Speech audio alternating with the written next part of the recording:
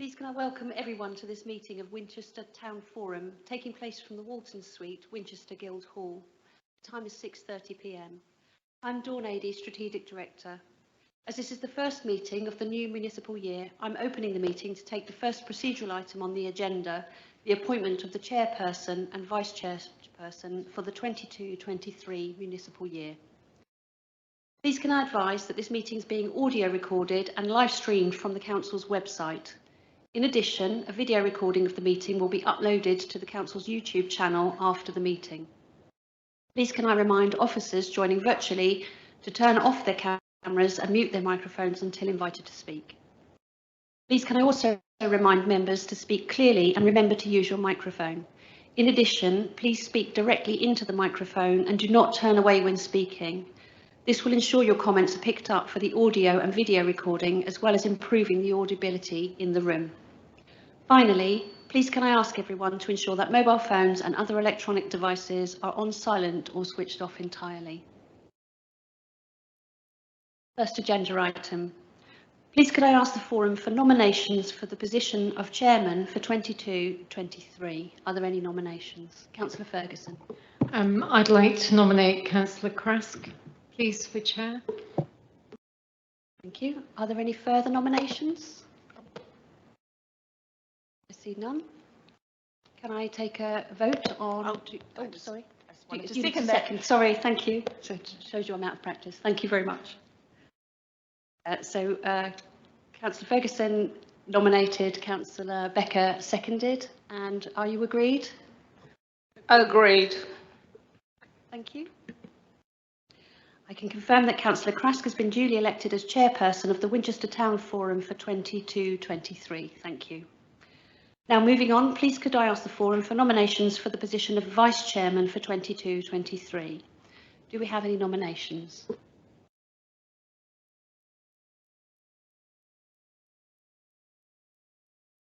Councillor Becker? I'll nominate myself then. Do I have a second? Councillor Krask. So Councillor Becker nominated, Councillor Krask seconded. And can I, any other nominations? And can I confirm that that's agreed? Agreed. I can confirm that Councillor Becker has been duly elected as Vice Chairperson for 22-23. Thank you. I'm now delighted to hand the meeting over to the Chairperson, Councillor Krask. We'll just move position. Thank you.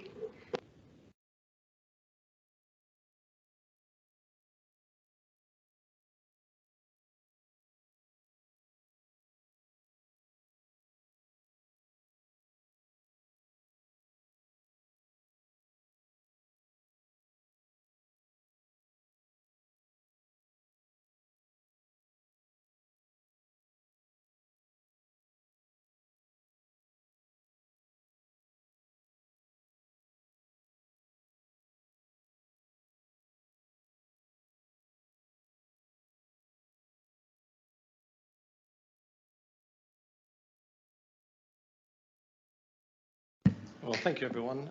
Just to say, it's a great honour to sit in this chair. I very much appreciate your support and look forward to the year ahead. Just to read something through. Done that bit. Very good. Next time I can do the important part. So, moving on to apologies. Have we got any apologies this evening? Thank you, Chair. Yes, apologies for absence received from Councillor Scott and from Councillor Thompson, who will be slightly late joining the meeting. Thank you. Very good. Thank you, Claire.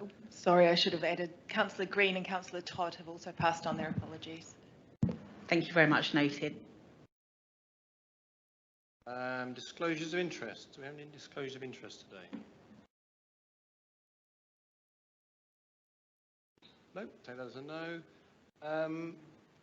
Chairperson's announcements. I get to talk. This is great. So I guess first of all, I'd like to welcome all new and returning councillors. Great to see you all here, and congratulations. You've obviously done a fantastic job with residents with campaigning, and they've given you a vote of support. It's great to see the increase in in the majorities that have been achieved. So I think you can all move forward. We can all move forward with great confidence in terms of what you've done and what you promised. I'm sure we will deliver on that in the year ahead. I'd also like to take the opportunity to congratulate Councillor Green, the 823rd Mayor of Winchester, and to have one of our own as a Mayor, I think is fantastic. So congratulations, Councillor, or should I say Mayor Green. That's it from me for now, but moving on to item 5, minutes of the previous meeting, held on the 17th of March. Can we take the minutes of the meeting signed as a correct record? Very good, thank you so much. Which moves us swiftly on to public participation. Claire, have we got any participation today? Yes, we do, Chair. We have Patrick Davis and Ian Tate, and also Jeremy Mortimer, but Jeremy wants to speak under item 9 for the bike parking and security. Thank you. Okay, very good. So, Mr. Davis, if you'd like to take your spot. I think you know the procedure by now.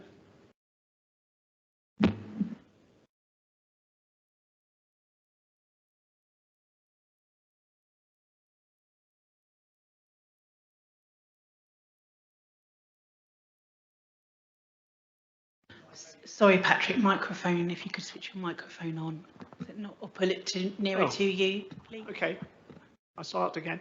I just wanted to follow up some of the comments I made at the Cabinet meeting on the 24th of May, where I made representations about a number of aspects about the way the Council operates. Specifically, I'm concerned about the way that issues in the town itself are dealt with by the council, which is why I'm keen to come to the forum as well. I raised at that meeting, and if you've looked at the minutes that have now been produced, I'll just summarise what I said there. I noted the intention to review how major projects were dealt with, and I emphasised it was essential that people understood how they could be involved in discussions from the earliest opportunity. I then talked about the remit of the town forum, which I believe needs much more reconsideration, because since it was set up, crudely, when it was set up, there were 3 parties represented on it. It's now become virtually a one-party state, and I don't think that's healthy. And I think the role and the function and the duties and the things it can't do need to be seriously reviewed. And I just briefly refer back, I'm conscious of the time, to issues at your last meeting, because I've long been concerned about the way that the council operates, specifically now the town forum, through informal groups, bearing in mind the very severe criticism some years back by Claire Lloyd-Jones, who reported, and she called her report a perfect storm, talking about the way that the Silver Hill issue had been handled. A lot of you won't have been around at the time, so I recommend you go back and read that report. And she specifically referred to the danger of informal groups, and that is what concerns me most about the town forum. You've set up half a dozen, and I think proposing to set up even more tonight, of these informal groups which meet in private. The only report back is the chairs of those groups coming to the forum here and their summary of what's been going on. And I think that's a wholly inappropriate way of dealing with major issues in this town. And that's what that report those years back said about the way things were handled. And it's initially the council accepted those reports and said it wouldn't do it again, but it is, and it has, and in my view, it's very dangerous. And the other thing I just wanted to talk about, specifically, the station approach. I see on the list of forthcoming business, it's going to the Cabinet on 19th, I think, of July. The decision of the last Cabinet, Councillor Todd was keen to review things, and the minute says the appointments to the Central Winchester Open Forum and the Station Approach Open Forum be deferred until a future Cabinet meeting to follow a review of the governance for major projects. How is that going to be done? It wasn't explained then. It's clearly not going to be explained tonight. But I'm very worried now that the first thing that the public are going to know is when the papers for that meeting in July appear, and we're in danger of going through all the problems that we faced on all the major sites in the town. It needs to be seriously reviewed. We can't go on the way we've been going on. I say we because I think people in Winchester regard it as theirs as much as it is yours. And we've got to get these things right. And I think we've drifted, or you have drifted, into very inappropriate ways of handling these major issues. And these have got to be cured. Thank you. Thank you, Mr. Davis. I very much appreciate you coming along today and sharing your thoughts. And the thoughts actually which I have a lot of sympathy with and share myself. Certainly around the role of the Town Forum. And I'm glad almost that you're the first speaker to join us this year and to talk about the role of the Town Forum and the informal groups. There's certainly some things I think we can do differently in that space. Obviously restricted to some degree by the Constitution and what the Town Forum can do, but I think there's a lot more we can do in terms of engagement personally. And I would like Councillor Todd to speak. He can't join us today having COVID, because there's a lot that he would like to talk to, certainly in terms of open forums around Station Approach and Central Winchester. So I know he would have loved to have been here today to talk to that. I don't think he's joined by Teams. Unfortunately, that's not possible at the moment, no, due to the microphone system in the room, unless one of the assistant dialing. So, Mr. Davies, certainly take your points around the major projects and engagement there. And what I'd like to suggest, unless there's any other councillors in the room who'd like to pick that up, I'd like to come back to you on that one through Mr. Councillor Todd. I do want to thank you, though, for the point around the major projects, and just to demonstrate, I think, how I'd like to get some changes in our approach.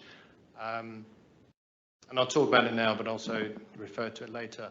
What I agreed with Councillor Porter this afternoon, Cabinet Member for Plan and Place, is that in our forward plan in September, we would have the local plan as an item on that September agenda, and as part of that item, we will have a resident event.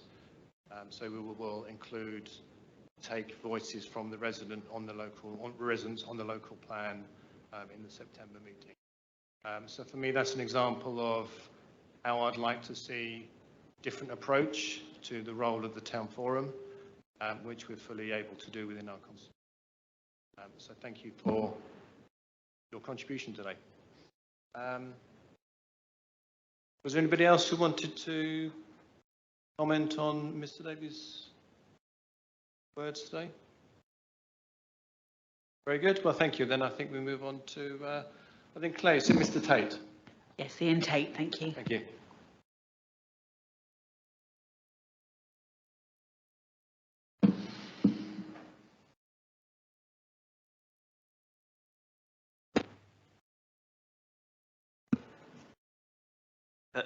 Thank you, Chair, for the opportunity to address the Town Forum.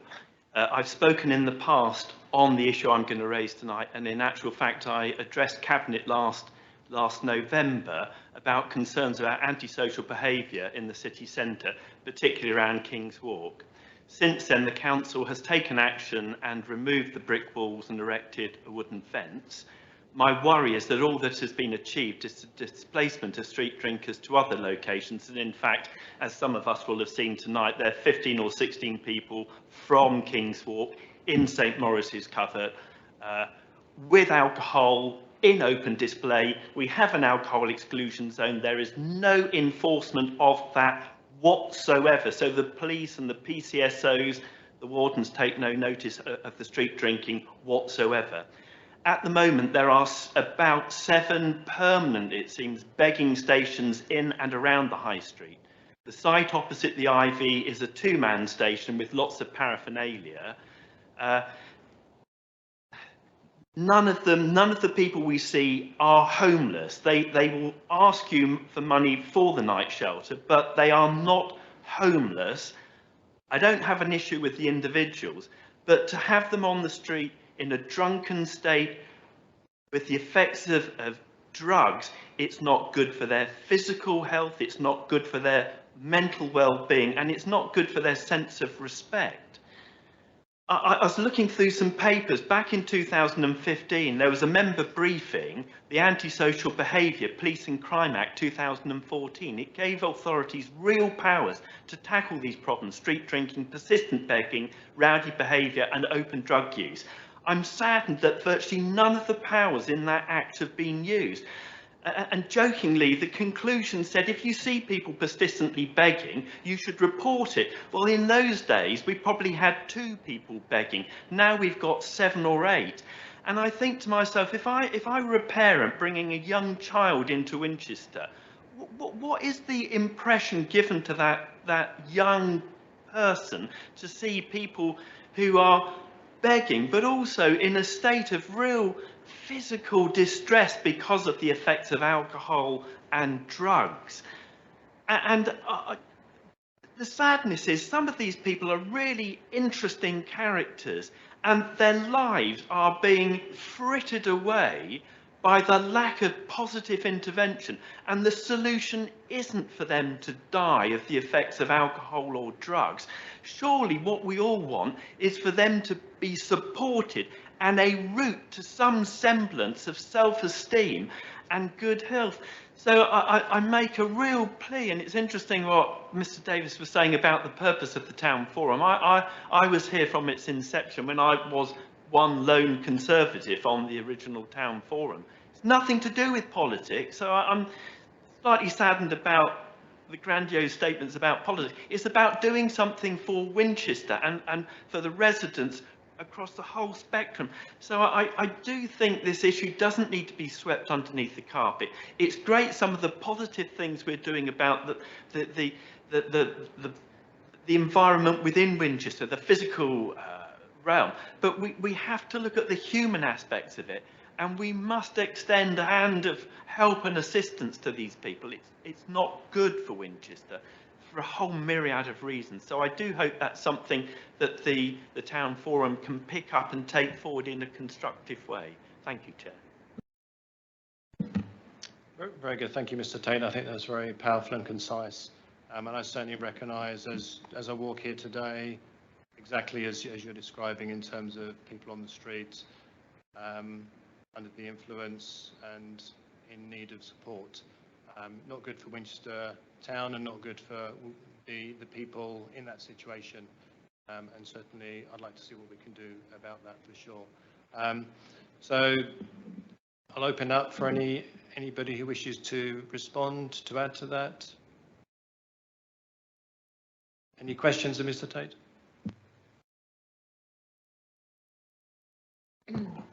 Thank you, Mr. Tate, for your comments. I've recently taken on the portfolio of housing and community. We know that we do sponsor other organisations to help us with outreach work for those individuals that you've talked about today. I can certainly pick up with them if they're aware of what you perceive to be a worsening situation or of the displacement. We do also obviously have our own neighbourhood warden team under Sarah Tuddenham, and I can mention it to her too as well.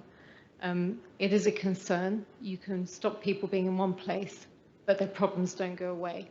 But it is something the council takes really seriously, and it does want to resolve. So I'll take it away with my cabinet hat on, if I may, Councillor Krask. Very good. Thank you, Councillor Ferguson. And Councillor Tippett-Cooper? Yeah, thank you, Mr. Tate. I mean, I used to work in homelessness services before my current career and have some sort of understanding, I suppose, of the challenges homeless community experience, even when they are, even after they become homeless, they've been rehomed, and the challenges they have with addictions, which I think will, probably you and I would agree that that's probably at the core of a lot of the problem is the curse of addiction and how that is challenged. It is such a complex issue, and I mean, I know you said there's a lack of positive intervention in relation to the individuals we see, but I would sort of take issue with that. There is a lot of positive intervention that goes on in the city. Trinity, Winchester, Two Saints, the Beacon, the Bid Rangers, the police. Everybody is trying their absolute best on a multi-agency basis to support these people as much as possible.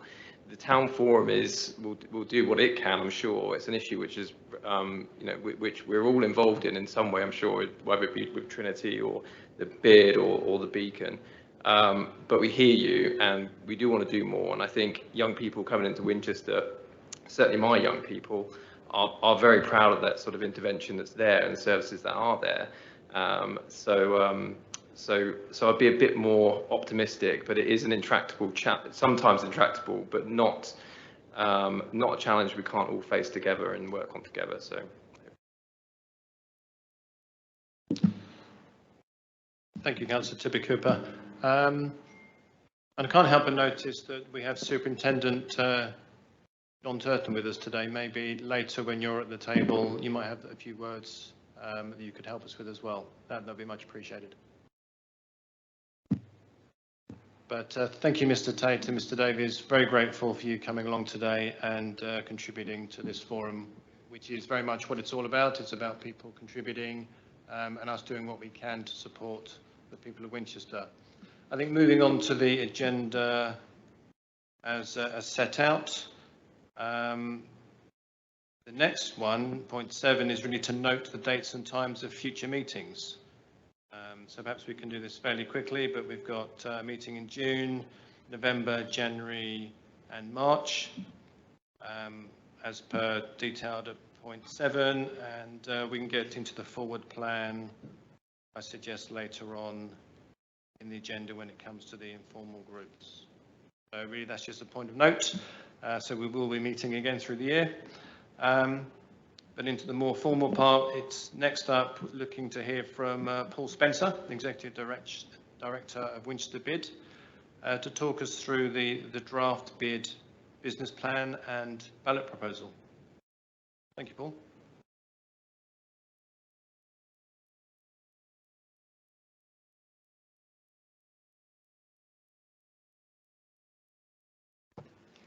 Right, hopefully the slides are working. Thank you for the opportunity to attend today and present to the Winchester Town Forum. My name is Paul Spencer and I'm the Executive Director for Winchester Bid, which is the Business Improvement District for Winchester City Centre.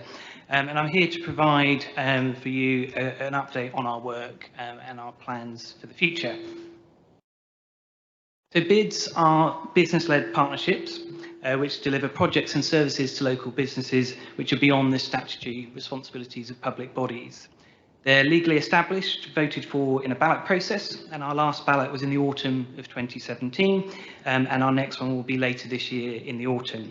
And there's a cabinet paper relating to this with further details for the cabinet meeting next week on the 22nd of June. So the papers, I think, went live on the council's website yesterday. Bids are funded by a levy derived from a percentage of rateable value, and among over 330 bids across the country, this ranges from 1% up to 6%, and in Winchester it's set at 1.5%, which is a percentage used by the majority of bids in the UK. They're set up within a defined geographical boundary, and they usually operate on a 5-year cycle. So the bid in Winchester has been operating since the 1st of April 2008, and we're now in our 15th year. The bid has enabled over £7 million to be invested in projects and services to improve the city centre as a business location, and also over £750,000 more has been raised through grants, sponsorship and project generated income. We've delivered 2 business plans over 2 terms of 5 years, and we're now in the final year of our 3rd term. And proposals are being developed for a 4th term of the bid, and the local business community will vote on these proposals later this year. So we operate through a not-for-profit organisation called Winchester City Centre Partnership, and we report to a board of directors who provide a range of skills and experience and represent a variety of business sectors and organisations in the city. There's also a rotation policy to enable new businesses to stand for election to join our board at our annual general meeting, which is held in April. And the delivery team is made up of 3 full-time and 2 part-time members of staff, you can see pictured on this slide. This is the bid area, which includes parts of the city centre represented by some of the members of the town forum. To the north, Winchester train station. To the east, Chesil Street. The south, the Cathedral and Kingsgate Village. And to the west, Romsey Road. And you'll see on some of these slides, I've got some yellow boxes with links that people can click if on the download of the papers if they want to find out more information. So this slide shows the annual income for the most recent financial year, as well as bid members by sector. There are 931 hereditaments or individual business properties within the bid area, and that equates to over 700 businesses that we're working with. Now this slide shows the front cover of our current business plan, and there's a clickable link to download a copy as well. So our work in the current term falls under 4 key themes, which are listed on this slide, and also a list of projects and services. And all of these different things are made possible by the collective contribution that the bid levy represents. So the key themes are positioning and promoting Winchester, managing and enhancing the cityscape, supporting business growth, and influencing and inspiring positive change. And over the next few slides, I just wanted to highlight some of the bid's achievements in this current term and over the past 15 years before providing a brief update on the new 5-year business plan, which we're currently developing in consultation with our members. So this is the first thing, positioning and promoting Winchester. The bid city centre trails continue to be popular and are a great way of encouraging visitors into the city and moving footfall around Winchester. So for example, the Easter Bunny Hop Trail in April had 260 participating bid members and 549 small groups and families taking part. 59 businesses were involved in this year's Winchester Fashion Week programme, with 43 events over 6 days, including masterclasses, showcases, exhibitions, workshops, shopping events, and the grand finale catwalk show. The Winchester Christmas Lights switch on last year attracted 10,000 people to the city centre. The bid chairs the Festivals in Winchester group, and this year there are over 40 festivals taking place in the city. The bids utilise print, radio, outdoor, social media and digital platforms to advertise Winchester and promote bid member businesses.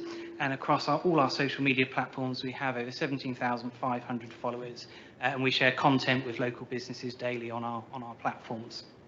To help promote Winchester as a visitor destination, we work closely with Visit Winchester and the Discover Winchester Consortium, which runs through the City Council. The Winchester Business Excellence Awards provide an opportunity for business to promote major achievements and celebrate success. And this year marks the 20th anniversary year of the awards. And also each year we distribute 50,000 copies of the Winchester Independence Pocket Map during the summer months and the festive season, and that's also available to view online as well, promoting our fantastic independent business in the city centre. Moving on to the next theme, and we might want to touch on this if there's questions later following from Mr Tate's comments as well, because we run the Winchester Business Crime Reduction Partnership, which brings together businesses, the police and the Winchester Community Safety Partnership. That has a national standards accreditation which recognises good practice and professionalism, and we've been managing that partnership for the past 11 years, and we're very much involved as one of the stakeholders trying to find solutions to some of the issues that Mr Tate outlined earlier. We've got 193 bid members have joined the Shop Watch and Pub Watch schemes. We've been running them for a number of years now. And the Bid Ranger scheme was launched in 2018 to help reduce business crime and provide additional security in the city centre. Since then, the Rangers have helped to recover over £50,000 worth of goods from offenders attempting to steal from local businesses. Last year, the Winchester Street Passers celebrated their 10th anniversary year, working with the BID, the City Council and the police to help make the city centre safer at night. There's the Spare Change for Lasting Change Giving scheme, which some of you might be familiar with, which helps to reduce street begging, has raised £36,570 for the homelessness charities, the Winchester Beacon and Trinity Winchester. And then each year, as part of the bid's additional cleaning, street cleaning programme, 10,000 metres squared of pavements in the bid area are cleared of grime and chewing gum, and over 800 graffiti tags removed. We've got around 2,551 floral hanging baskets and boxes have been provided for bid members over the past 5 years, and we've got about 600 hanging baskets coming to the city in the next week or so as well. So it's looking its floral best for the summer. And we also take part, we're also a steering committee member actually of the Sustainable Business Network, which has delivered 25 events over the past 5 years on a range of topics to help businesses reduce their carbon footprint. In 2018, we launched a new savings and advisory service to help bid members save money in their business. Since Winchester Business Centre opened in 2013, more than 100 startups and small businesses have used that facility as a base to grow their business. The workspace hosts networking sessions and events, and the meeting room is frequently used by our members. And we offer free training and courses for business based on local demand. So recent examples include conflict management, financial management, first aid at work, marketing and selling, and people management. In 2020, we launched a health and wellbeing scheme to help connect people who work in Winchester with bid members which offer health-related services to help enhance their fitness and wellbeing. And we've provided support to businesses in times of need, and examples include snow clearing in the winter, flood support, assistance during power loss and roadworks disruption, and a business support service during the COVID-19 pandemic. And moving on to the fourth theme, we've published 43 quarterly business barometer reports since 2011. So those reports assess business confidence, sales performance, footfall, vacancy rates, and how particular events impact businesses in Winchester. And the reports are utilised by the bid, but also local and central governments, the Hampshire Chamber of Commerce and the Bank of England. We've represented and responded to business views on major topics, including the Central Winchester and Station Approach developments, Winchester Movement Strategy, the local plan, recently the Green Economic Development Strategy, local and central government COVID-19 business support, and the HM Treasury Business Rates Review. And we also provide regular comment on the Winchester Parking and Access Strategy, and we do our best to support initiatives which help make travelling into the city centre easier, including public transport and active travel. And there's been 7,730 downloads of our Park Winchester app, which helps direct staff, customers, clients, visitors who are travelling to the city by car to find a parking space. So there's further information on our website, and you can click on each of the 4 key themes, and there's a full list of all of the different projects, and for businesses they can find out about how they can get involved with those. So if you'd like to take a look, the website's winchesterbid.co.uk. Almost said one of the council's websites then, my apologies. But one of the reasons why I've come to talk to you this evening, I mentioned that bids run in terms of 5 years. So we have our next ballot coming up in the autumn of this year, which is what that cabinet paper next week is about. And we've been developing a new business plan alongside our businesses and our members, a draft version of which is now available on the City Council's website under the papers for the cabinet meeting. So I wanted to give you a bit of an update on that, and also obviously we're keen to work with you as the Town Forum on issues of shared interest as well. So how the ballot works, so under the proposals, all those that would be liable to pay a bid levy have 1 vote for each individual business premises they have within the bid area, and the ballot has to meet 2 different tests. First, a simple majority of those voting must vote in favour, and second, the aggregate rateable value of the premises of those voting in favour must exceed those of that of those voting against. And I've also got a link on here where people can find out a bit more about that ballot process as well. So a draft business plan, as I mentioned, for the new term has been created in consultation with our members, and we've used a variety of different methods to capture business feedback about the projects and services that our members want to see the bid deliver in Winchester over the next 5 years.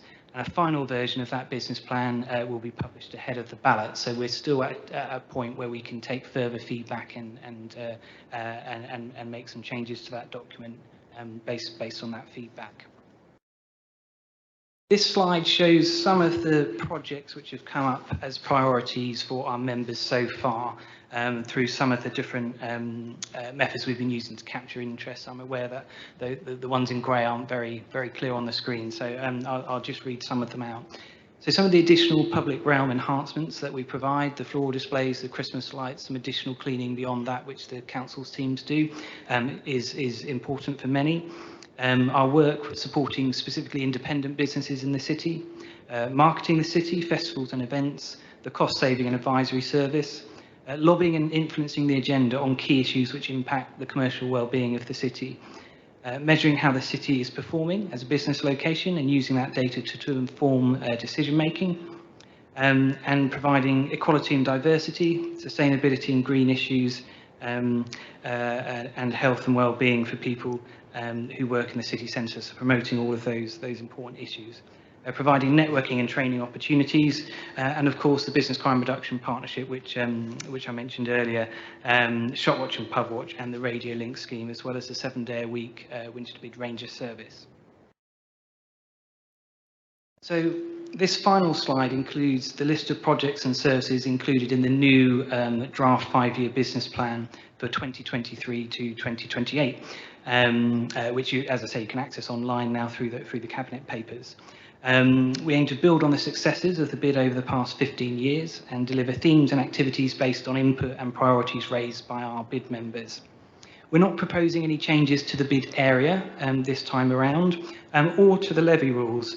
So we propose to retain the bid levy at 1.5%, so we're not looking to increase that and mean that our businesses have to pay in more to be able to get these services. And we're also promising no inflationary increases on bid levy over the term as well, and we think that's important, and that's also something which we've done in the current term as well.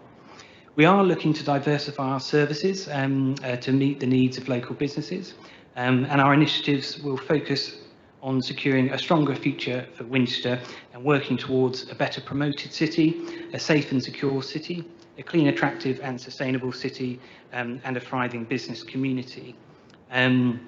So thank you very much for my 10-minute slot, and I hope that the Town Forum would be supportive of a bid in Winchester and recognise the role it can play in helping to create a vibrant and resilient city centre.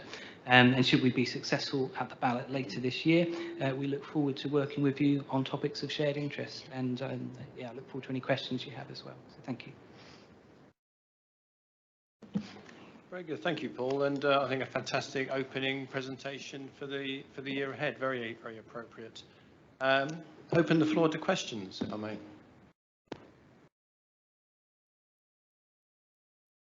Councillor Tibby-Cooper. I'll kick off then. Paul, that was a really excellent presentation, and it's the work the bid do is self-evidently very good. So congratulations on that, and I do hope that you're successful in the election. Question I have is on the business barometer side of things. A couple of general questions, I suppose. How is Winchester performing on the barometer, as it were? Because I know, having been on a bid in Wimbledon myself, that you get the sort of data on a regular basis on that. And then secondly is, how does that compare to other high streets, I suppose? Yeah, no, very good and relevant question. I mean, Winchester does perform very well. It is a successful city here, but there's always more that can be done. And there's always really big, important projects happening in the city which will make the city better for visitors, residents and businesses. So we do perform quite well when you compare to other locations, but I wouldn't use that as I suppose, a barometer to lay back, I suppose. You know, there's a lot to do, and I think the work that the business community funds through this levy and through backing what we do is really, really crucial. I mean, in terms of, I suppose, a few facts, there is a report which I don't have with me, which our vacancy rate reports that we do, which is through Springboard, which is a national organisation, allows you to compare, for example, vacancy rates to other towns, and we're always performing pretty well there. So I have written down one of the stats from that, but so the city centre vacancy rate, for example, at the moment is 10%, and the high street vacancy rate is 8.5%. And the national average for high streets at the moment is 14.4. So I think that presents quite a clear picture of how we're doing as a city. However, of course, we want to fill all our units, and we want to be bringing in new dynamic businesses, growing businesses into the city. So, as I say, that's still, an important area of work to be looking at. And the barometer obviously allows us to understand where we are and where we need to do more, where we're doing well, and where to focus interventions, but also where to try and influence other things happening in the city to help benefit our business community. Very good. Thank you very much. Councillor Westwood. Thank you, Chair. Paul, could you comment on the pie chart that was in your presentation around the mix of businesses? So I'm forever hearing that Winchester has too many coffee shops and places to eat. But when I look at that pie chart, I see that it's services which dominates, really. And if I look at independent retail, where we said there's no independent retail, there's not enough in there. It's almost the same size and on the segment as the food and drink sector. So just a comment on the mix of business, how it's changing, and anything you think that we need to encourage to get a more diverse and vibrant city centre. I think quite often with places which are, I suppose, very attractive cities, visitor destinations, cathedral cities, quite often you get a very strong food and drink offer because they're places people like to come and spend time, and therefore those sorts of businesses do very well. I think there have been lots of comments, I suppose, publicly about, perhaps this perceived shift in retail to food and drink. When I look at older versions of this pie chart, it's not actually changed as much as perhaps people might feel. But I suppose over time there are some high profile businesses that we've lost and others have come in, and we notice those things happening. I would say at the moment there's a lot of new retailers that have come in, and even at a time that we've lost national retailers across the country, so it's obviously not just in Winchester. We have got Oliver Bonus, we have a Jigsaw relocate, etc. So we are still attracting retailers into the city, and there's also been quite a strong growth in indies as well. I think it's a time that there's a lot of very, very good business people in Winchester doing some quite exciting things that are independent and smaller. There is a big service sector proportion in there, which is actually made up of all sorts of different services, and that is a big part of it. And I think that's also because, as well as being a nice place to visit, it's also a great place to work and have an office. And if you're coming in to work here and choosing about whether you're going to work from home or come into an office, well, Winchester's a pretty nice place to come in and work and have your business located here. So there was one example of a business which moved in, which was service sector, which was in an out-of-town area towards Bournemouth, and it's moved into Winchester city centre. And for them, it was very much about having a really nice environment for their staff, but also somewhere they could bring their clients as well. And they found that when they were in the previous location, they were doing much more client visits rather than inviting their client base to see them at their office. So there's been a slight shift, but probably not as big as perhaps we might perceive.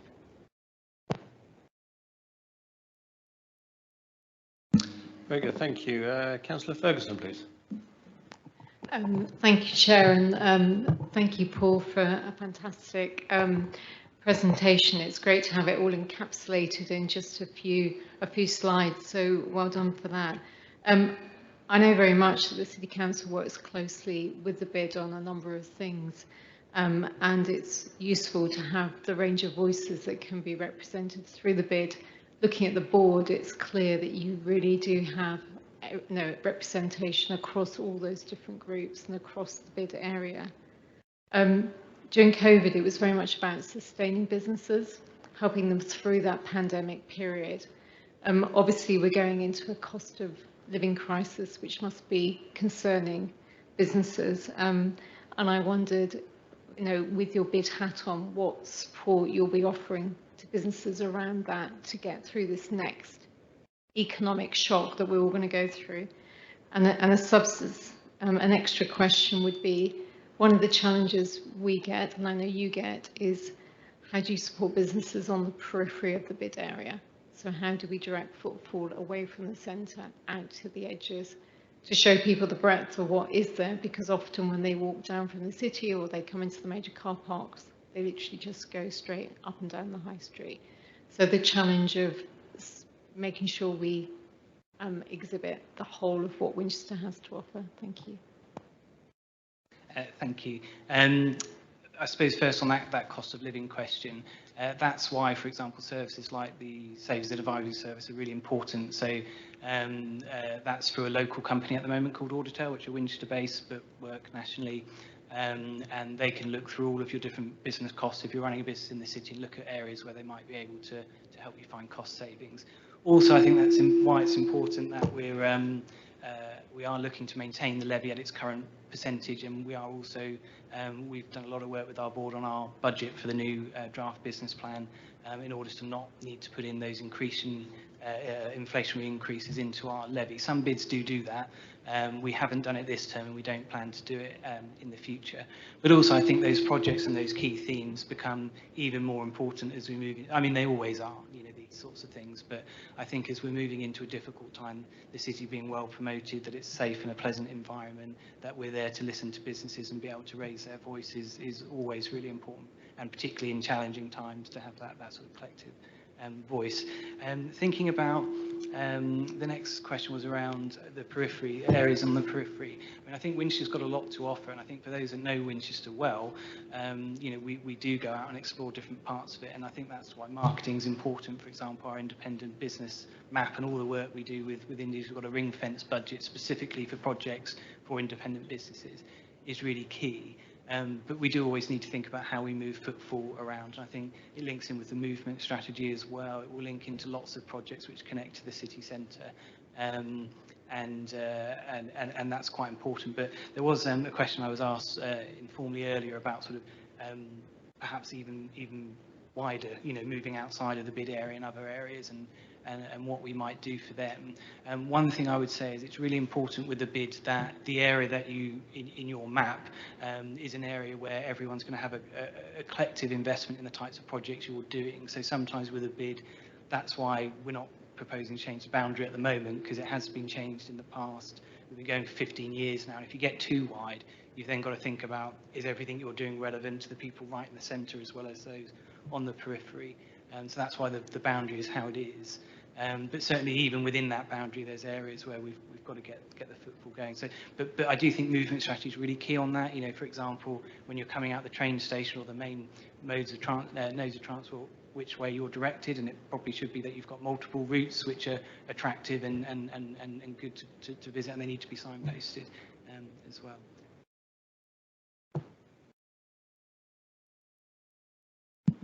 Very good, thank you both. And Councillor Thompson, please. Thank you, Chair. And thank you very much, Paul, for coming and presenting to us. I think it was really useful slide set. And as a new member of the bid board, I'm really looking forward to working with the bid in the year ahead.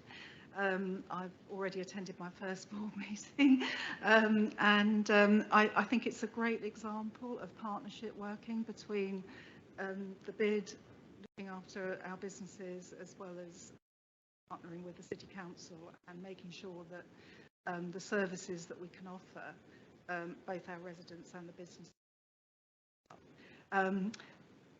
Councillor Ferguson actually asked the question I was going to ask, which was around extending the bid area and the periphery, but you've answered that, so thank you very much. Okay. Thank you. And Councillor Edwards. Thank you, Chair. Yes, it was a fantastic, rich presentation, lots of data, as always is, and anything that comes out of bid. You also mentioned, though, a role that you have of positioning Winchester. I guess that's the contribution you make to the sort of the brand identity. And I was wondering whether, you know, given that we've just been through, are still going through rapid and disruptive change, if you had any thoughts on how that brand might evolve. A very good question, and a very relevant one, which I think lots of people are talking about, particularly about the future of city centres and what their role is generally, really.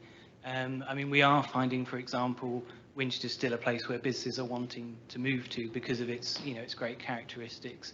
And I think that's, you know, we were at a point that we were thinking what would happen with work from home, you know, and all these sorts of things. But actually, Winchester's got quite an opportunity because there are businesses which are in bigger cities or in London, for example, perhaps looking to downsize to a smaller location, somewhere where they can, you know, have regional office, easy to get to, good quality of life, for example. So there is a role for us, I think, in trying to attract different businesses into the city.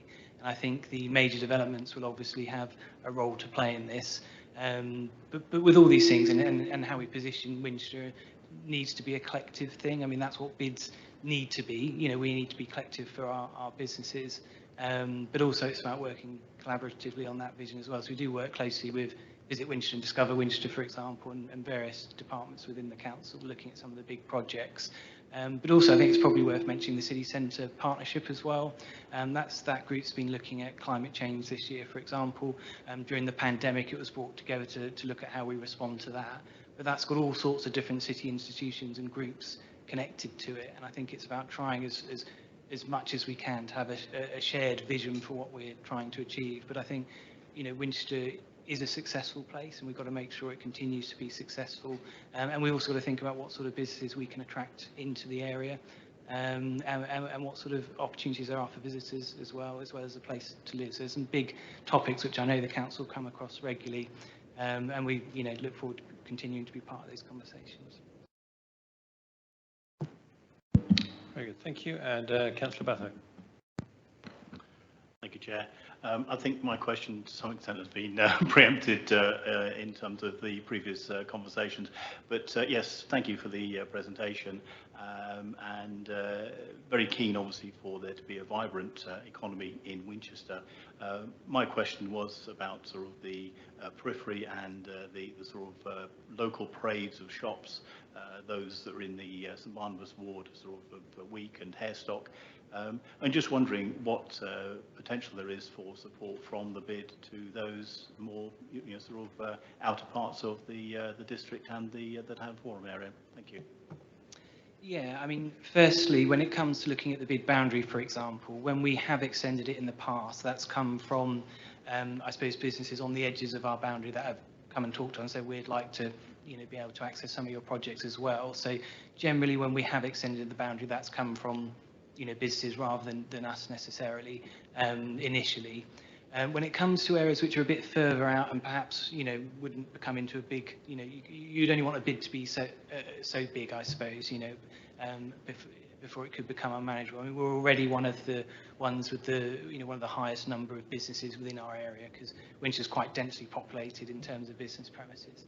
But in terms of other areas, if there are businesses which are looking to club together and do something, even if we're not able to necessarily incorporate them into the area, we can probably give them advice on how they might do that, perhaps through an informal business partnership between the businesses in those areas, or how to access services and work together. There are other areas within the district, and one in particular where we did look, for example, at the potential for a separate bid, not too far from here. Obviously there is another bid in the district at the moment, and at the time it was felt that wasn't the right solution for them, but those businesses working together was a good thing, you know. So it's but we can certainly give advice on that. Before the bid was the bid, we were the Winchester City Centre partnership, so we were the Old Town Centre partnership, and when the business came together looking at whether they wanted to form a bid in Winchester, when that legislation came through, it sort of was born out of that group of businesses. Thank you. Well, thank you, Paul. You've been very busy this evening, very popular, with lots of questions. Just one more from me, if I can trouble you a little longer. Question around, you know, Winchester has a reputation for creative industries, for design, for architecture. I just wonder, I mean, it's not city centre per se, in terms of, I guess, the origin of the bids, but I just wonder how much the creative industries, design, architecture comes through as part of the bid. Is it part of that pie chart of services? And to what degree will the business plan going forward focus on those creative industries? Has there been thought, for example, about the Ubisoft collaboration, and working with the School of Art and what might develop in that space. So your thoughts would be appreciated there. Thank you. The School of Art is actually recently was voted onto our board, so we do have representation from the School of Art.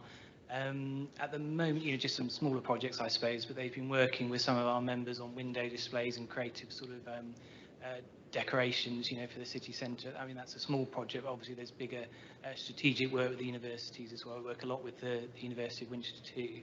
I think in terms of some of there are a lot of service sector businesses based here actually, and we've got in particular some amazing architectural firms, people working in that area, and I think the more we can work with them to do things locally, the better. And there is a lot of creativity. It's also quite a fast growing sector, so it's got to be a really important one, and it's often one that's attracted to places like Winchester as well. So I'm pleased to see quite a few new creative projects happening within the city. We'd like to be involved in more of that. So that does make up a substantial part of our membership. I was particularly excited, for example, by ideas around the Design Festival, which was talked about locally, and I'd love to see that go forward, and we'd be keen to support that if we can, if it's something that can happen for Winchester.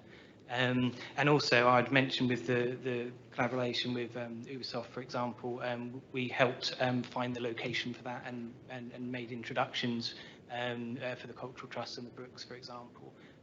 So we're quite often involved in conversations of different things that are going on and just try and connect people where we can. Very good. Well, thank you, Paul. You've had a lot of questions, and I hope that's helped with what you're looking for out of this evening. And I forgot Councillor Lurney. You forgot debate, Chairman. I forgot debate. Any debate, Councillor Lurney? Yes, please. As one of the few councillors who was around in the pre-bid times, who remembers the activity the council used to carry on in this arena beforehand, I have to say that I think the development of the bid has been hugely positive for the town. The level of activity is so much greater to promote and enhance the city centre than previous council and city centre partnership work. And really importantly, it's also been much more business-led than previously, rather than it being about the council telling businesses what was right for them and what they should be looking for. Certainly, I've found that the bid works really well with the council, but does provide that voice for business. They're not in our pocket. They're quite happy to tell us when we're not doing things the way they'd like to see it done, and I think it's a hugely positive thing for the city. Thank you, Councillor Lurney. And Councillor Dibbick-Cooper. I think just to echo the sentiments there from Councillor Lurney about what a good thing the bid is for the city, and one of the main reasons for me that is the really great work the bid do in connecting with community organisations, charities, and indeed most recently with the city of Winchester City of Sanctuary, bringing together businesses to look at how the business community can be part of that concept. And it's just a glowing endorsement of the bid that you jump straight on that. And thank you to Sarah Davis, who's still involved in that now and in communication with me and others about it. So that role of the bid is also very, very good and should be commended.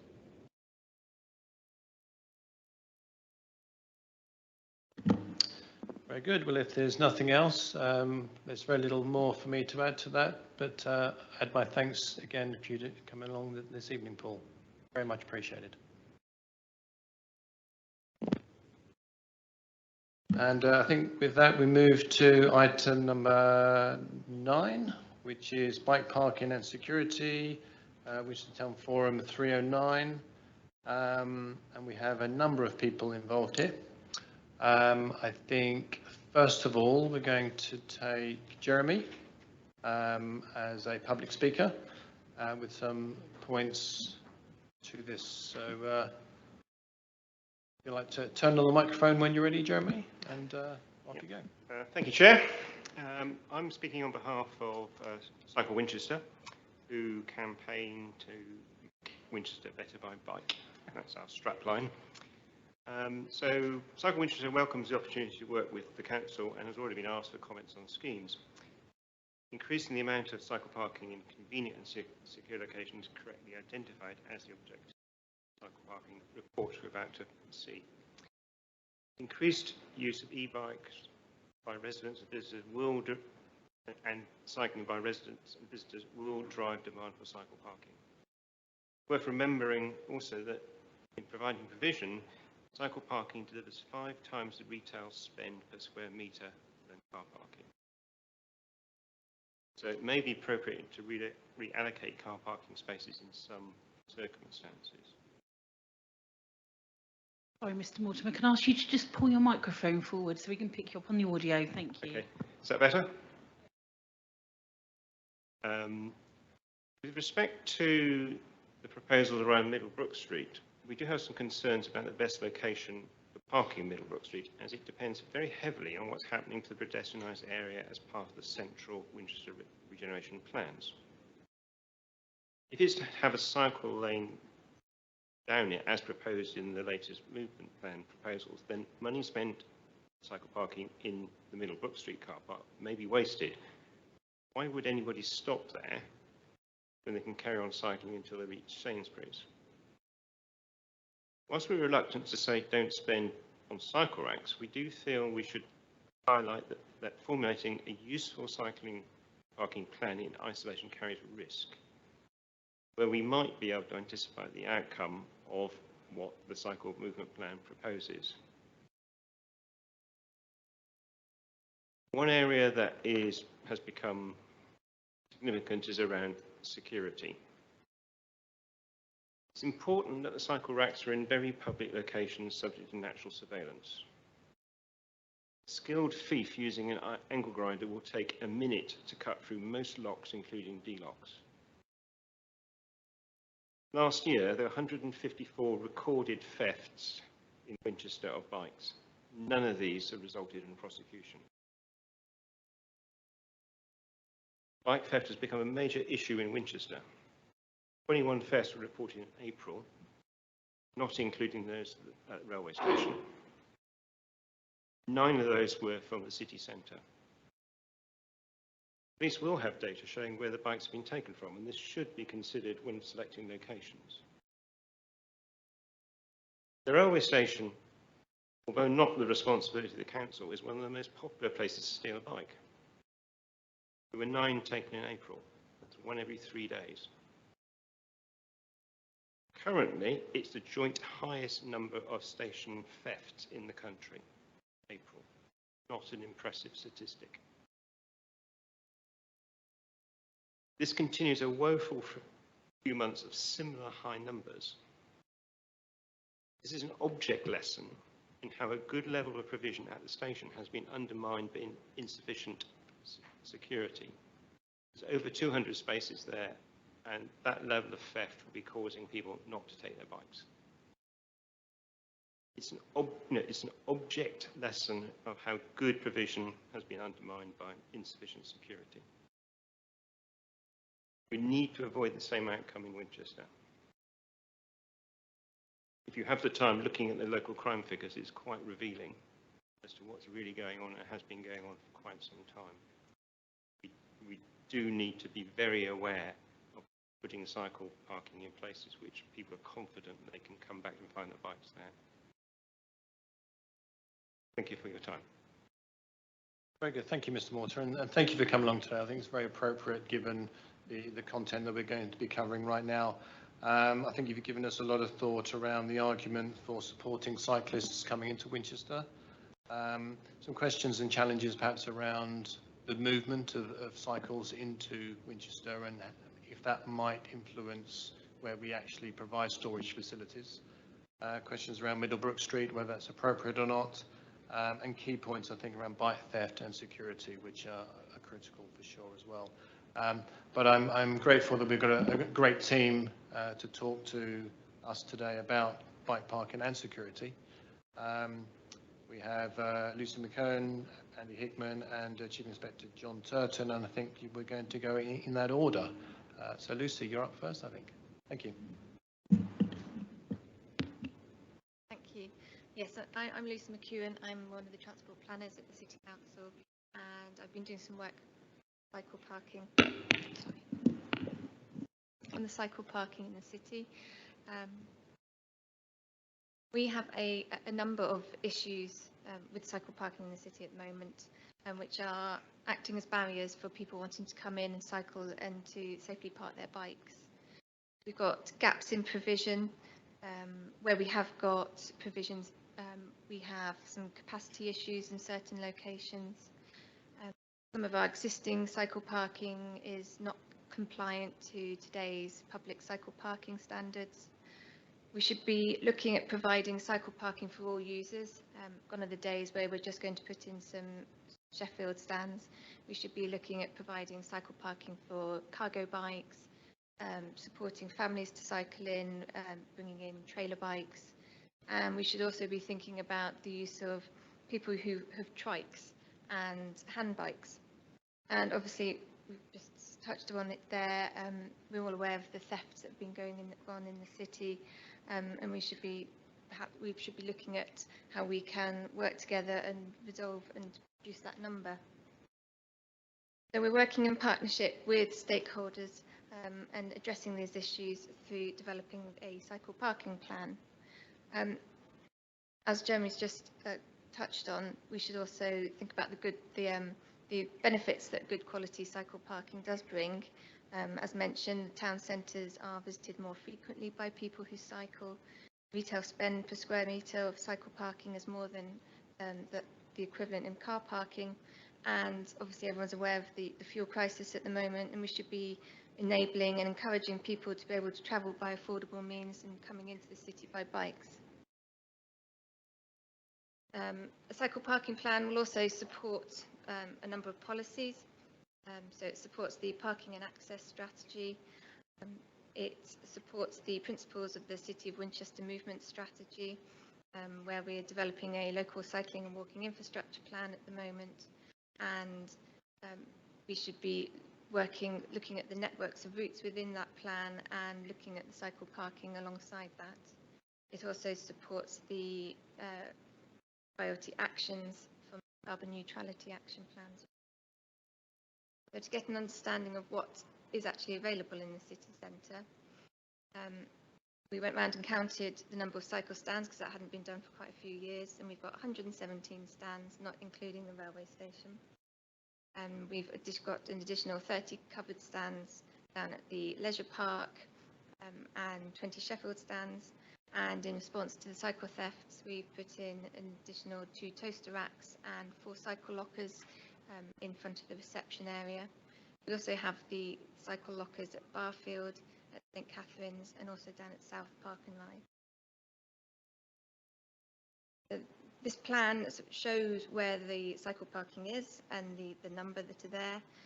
The interesting fact on this is that out of the 117 cycle stands, only 4 stands are undercover at the moment. We've been talking to a number of stakeholders so far, so Cycle Winchester, Bespoke Biking, the BID, Winchester City Council Parking and Special Maintenance teams, and also the Housing and Development team. I've been liaising with the King's Walk project team and starting to work in partnership with Hampshire County Council as well on this. When we asked about capacity requirements and gaps identified, areas identified were the bottom end of the High Street outside the former Debenhams, and up at the top end by Lloyd's Bank. There's a need for additional capacity along Market Lane and the square and the cathedral. The gaps identified were Middlebrook Street between Friars Gate and Silver Hill, Parchment Street between St George's Street and the High Street. There is no cycle parking at all in the Kingsgate area, and also additional parking within the Brooks Shopping Centre. So we are starting with some priority locations. Just to point out, this doesn't mean to say that we're not looking at anywhere else at the moment, but this is a sort of a starter point really as to where we're going to focus our cycle parking plan, but also include the other areas that have been mentioned, such as Parchment Street. So if anybody has any thoughts on where they've got a gap in the city centre, then please let me know. This isn't a closed book at all. So we're looking at 4 areas: the Middlebrook Street with the car park and street, Colebrook Street car park, Kingsgate College Street, and the Square Cathedral area. We start at Colebrook Street car park. It's a good location for the cathedral, for the city centre, for the shops, for the city council, for anybody visiting here, or the Guildhall. There's an element of natural surveillance by people coming in and out of the car park, people walking from Abbey Gardens or the back end of the cathedral towards the High Street. We've got 4 existing stands at the moment. They're a bit tatty looking. They don't, but they're not the right standards of public cycle parking at the moment. So as a minimum, we could look at replacing those, putting in additional stands. Or another thought would be looking at where the trolley bay park is at the moment and reconfiguring that whole space, perhaps putting in some sort of sheltered cycle parking space within that area. Or another thought is that we could start to look at reallocating car parking spaces within the car park.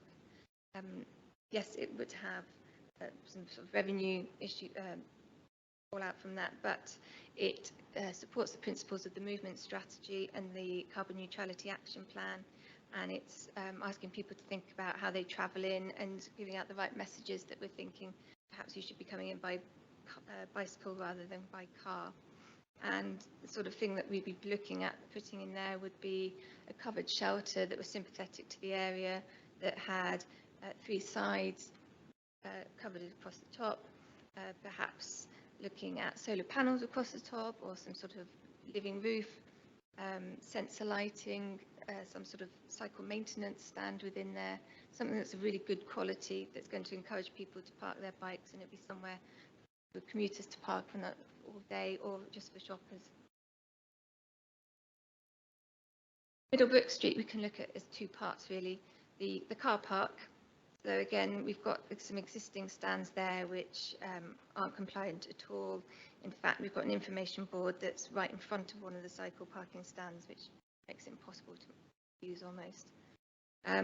Within the photograph, we can see that we've got family bikes there with the child seat on the back of the bike, and it's squeezed in. So we could look at replacing those, extending them along Middlebrook Street, along the wall by the car park. Is one option. We also thought that, again, as in the Colebrook Street car park, a covered shelter, which would be in keeping with the shelter of Colebrook Street, just to try and create sort of a similarity between the 2 spaces. And we could reallocate parking bays along there within the car park, so either alongside the electric charging points or adjacent to the Enterprise Club car parking space. We looked at the area where there was, again, a trolley parking bay, but that's sort of down, there isn't a good footfall within that area. There isn't a good level of natural surveillance. Middlebrook Street itself, we looked at essentially putting in some cycle stands between the trees along the front between Iceland and King's Walk, but because of the use by the market, we didn't continue looking at that area. So I've been liaising with the King's Walk project team to see if we can try and put in additional stands within part of that development. This would be an ideal location for cargo bike parking stands. And again, trailer bikes as well, because we've got the 2 cafes and you've got the bike shop in that area, and you could make that area into sort of a mini cycle hub.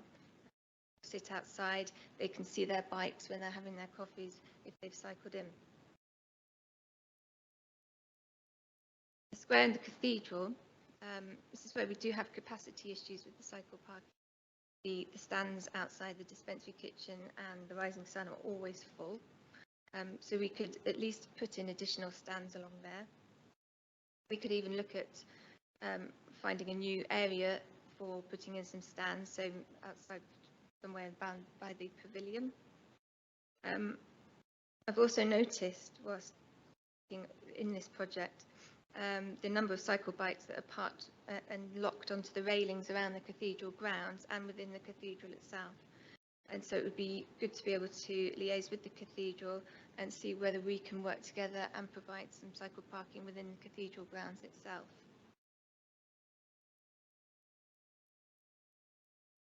Kingsgate College Street, we have no cycle parking there at all. There is very limited footway space to be able to put some cycle parking in, and we also have the Kingsgate itself, which might make it more difficult to put some cycle parking stands directly in front. That the turning head there is often got delivery vehicles in, or the post office van, which always seems to be the line there. So I have been liaising with Hampshire to see whether there's an appetite for reallocation of some on-street parking and providing some cycle stands along the highway. And we have talked about what would be possible there potentially. So it's whether we have an appetite for reallocation of parking along there as well.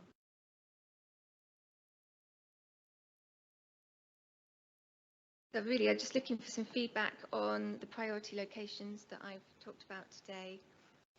Additional areas identified as gaps or requiring additional capacity that you know of that we haven't identified yet.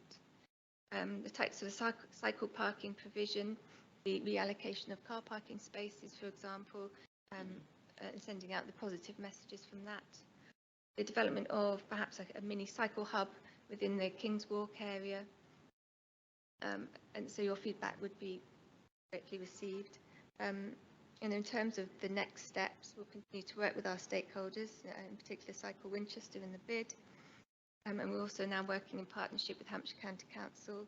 They've actually said that they will be able to provide some funding towards this as well. So we've got some additional funds coming through.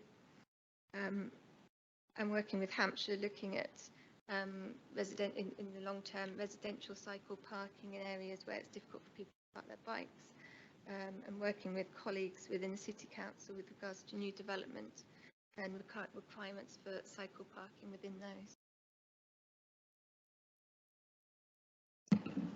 Very good, thank you, Lucy. That was very clear and very helpful, certainly. And I was very excited and very much looking forward to that. In fact, I was so excited I forgot to acknowledge that this paper is brought to us by Councillor Lerney, and she is probably the most ardent cyclist around. I was very excited to introduce this. So Councillor Lerney, can you introduce this paper, please? I'm really not going to say that much more. I think at the moment we're going through an exercise of listening to what people think. It's always good news when we know we have additional funding for these kind of measures. I spent a great day on Tuesday in Lambeth having a look around some of their cycling facilities, cycle parking, and the way they've created low traffic neighbourhoods, which isn't connected to this, but actually it was very exciting. And it's definitely the direction of travel. The issue of security, which I know we're going to come on to, is becoming an increasing one. People have more expensive bikes than they used to. They are attractive targets for criminals. And we also have the issue of e-bikes, which again cost a lot more money than a standard bike. And we do need to have a look at where we can provide more secure parking for more valuable bikes. Personally, I'm very happy to attach my bike to almost anything, which I know is not always approved of, but part of the point of cycling is that it should be convenient and easy to leave your bike anywhere. One thing, for example, about is the cathedral. In the past, they've actually been very positive about people attaching bikes to their railings because they saw it as quite an attractive way of people storing their bikes there, as opposed to having ranks of cycle stands. So we can be a bit more informal about this rather than insisting everybody has to do it all neatly. But I'm really keen to hear what other people think about what might encourage them to cycle more and park in appropriate places. And as I say, we are in listening mode at the moment. Very good. Thank you, Councillor Lerny. How would you suggest you'd like to move forward? We could take questions now on what Lucy's covered, or we could ask John to talk about security. Any preference as to how we move forward?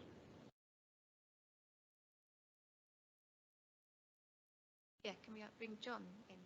Very good. Let's, John, if you wouldn't mind, and then we can take questions as a whole, look across the priority locations and security. Thank you, John.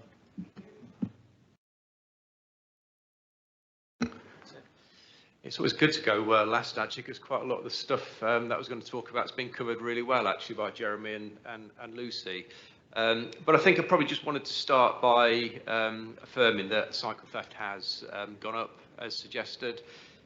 Quite steady through the pandemic, but since August 2021, there have been 182 cycles that have been stolen from the city, so significant. I think it's probably worth saying that there are probably two crime types. So there's the opportunist, should I say, that will just want it as a mode of transport to get from A to B, and then they'll probably just dump it when they get there. But what we see more of now is the organised criminality.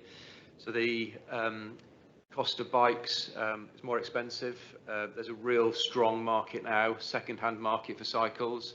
So what we see more of is that organised criminality. One of our peak locations has actually been the leisure park down at Bar End. And I think for a number of reasons, we've heard about natural surveillance already. I think that's really key to it, actually, because what we've got there is we've got some good facilities for security cycles, but not necessarily that natural surveillance where people are looking at it or passing that sort of area. We've done quite a lot of work in that area. We've done some education around bike security. We've done some marking. We've done some work with the leisure centre around the positioning of the cameras. And significantly, we made a good arrest there as well, and we're pretty confident that the person that was committing large-scale organised stuff there has been arrested. To do that, we need to be either really good at what we do, or we need to be really lucky. And I don't know, they're really good or really lucky to make that arrest, a bit of both probably. But I think that really we need to focus on those preventative measures to get that right, because that's clearly better than doing that. So my team are all, I've secured some funding recently to do some operations in the city. So we're doing some covert stuff and some very overt patrols. And the good news is, since the arrest in May, there are only 5 bikes that were reported as stolen. There's probably more stolen, but only 5 reported. And I think the positive thing is as well that we've got some quite mature plans that illustrate where the hotspots are, and we're sharing those with Martin to the team. So hopefully, as we move forward with this, we'll have some really informed plans of where best to put the secure parking and how to do it.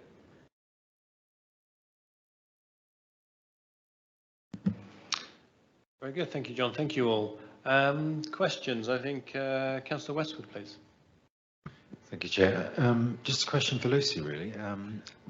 You and I are both familiar with the LC whip, and I just wondered whether you had kind of overlaid the primary routes and the priority routes for cycling as to where we might need the parking, bike parking, and also I'm aware that there's a number of proposed crossings on roads for pedestrians and for cyclists around many of the roads in the inner city area, and whether basically you've taken this plan into account when looking at where to put the parking. That's all. Yeah, so that would be something that where we're working with Hampshire as the LC whip is developing, we tie the cycle park.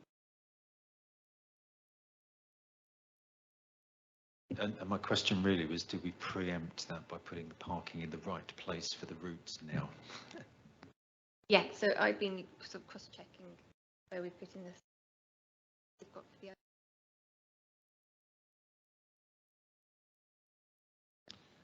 Very good, thank you. Councillor Ferguson, please. Thank you, Chair. And thank you, Lucy, for the report. And thank you, John, for the feedback on our success and the work we're doing to tackle the cycle crime that we've had a sort of an uptick in. I noticed in the paper, Lucy, that currently the funding for this is at £90,000. I know you've said there's additional funding coming from Hampshire, which is great. I just wondered what the relative cost of the different types of parking are, because that will help to determine what we can afford. And also a slight concern around if we're placing some of the parking in our car parks, for example, Colebrook Street, I'm not sure it always has the level of natural surveillance all the time. I was shocked to hear that it takes 1 minute to grind through even a D-lock on a bike, and people wouldn't necessarily notice that someone wasn't just unlocking their bike as opposed to taking it. So the first question is around the relative funding of the different types of parking, and also maybe a question for John, even if you have really secure parking, is it secure, or can you still break in and then do the same thing? And then the second question is, have we actually looked at footfall, particularly in those areas that we're looking at, particularly Colebrook Street worries me. I've just had this evening some quotes on a covered cycle shelter that's clad in wood. It's for up to 12 bikes inside, the sensor lighting and the base, and it starts at about £12,000. So yeah, so sorry, how many bikes? 12. And then I've been sort of given a range of prices. I haven't been able to look fully at the email at the moment. That's when I've got that information I can circulate. But yeah, I've got a range of prices of size, going from parking bays, maybe up to 5 parking bays sizes, and the different things that we could put inside it. With regards to the footfall on Colebrook Street, we haven't got that data. Yeah, the bid night, yeah. I mean, that's where we'd go back. So we'll go back to Cycle Winchester and we'll go back to the bid and get their thoughts on those. And I don't know, John, whether you can comment on how secure is secure parking. And yeah, I mean, I'm not going to profess to be a security expert in this field, but it is just about the quality of the stuff that we're using. And if cycles have been left there by owners, then quite often they use their personal security. So it's making sure that they're using the best stuff. Very much it's about risk and reward with criminals. So if they're looking at targeting a high-end bike, they'll be more sophisticated and more prepared. But if it's kind of if it's a lower end of kind of thief, they're not going to be. We don't always. It's unusual for them to be.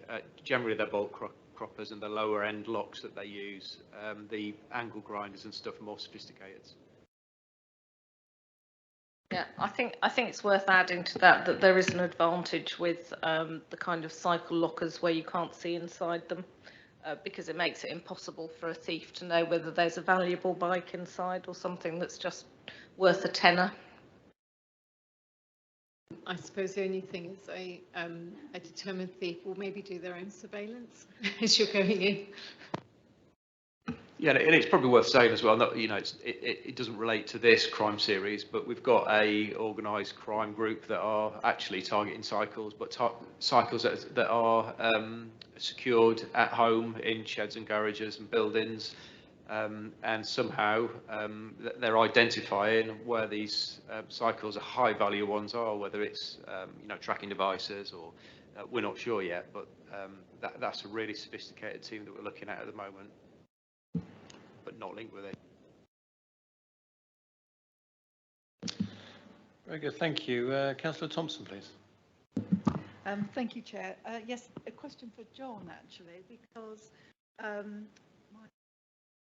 mentioned the thefts at the station, and we were one of the highest ranking thefts and yet Network Rail have put in this super duper, I mean, it looks fantastic on the upside, cycle storage unit, which must have cost a fair amount.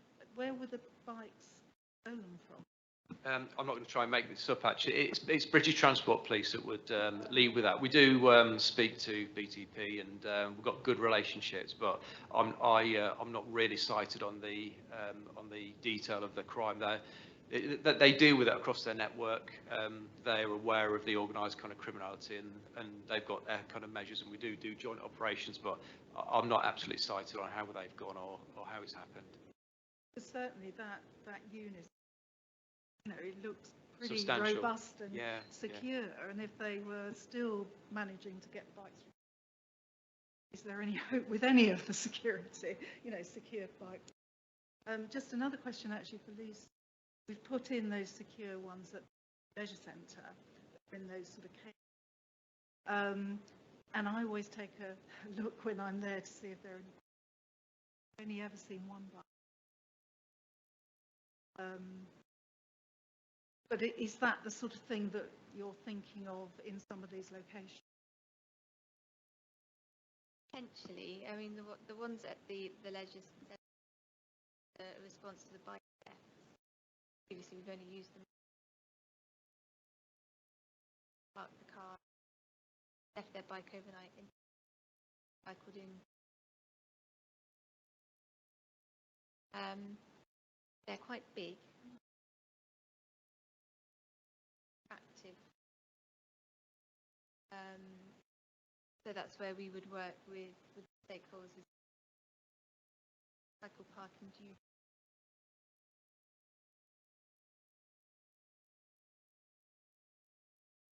Very good, thank you. And Councillor Reach. Thank you, and thanks everyone for the presentations. Very interesting.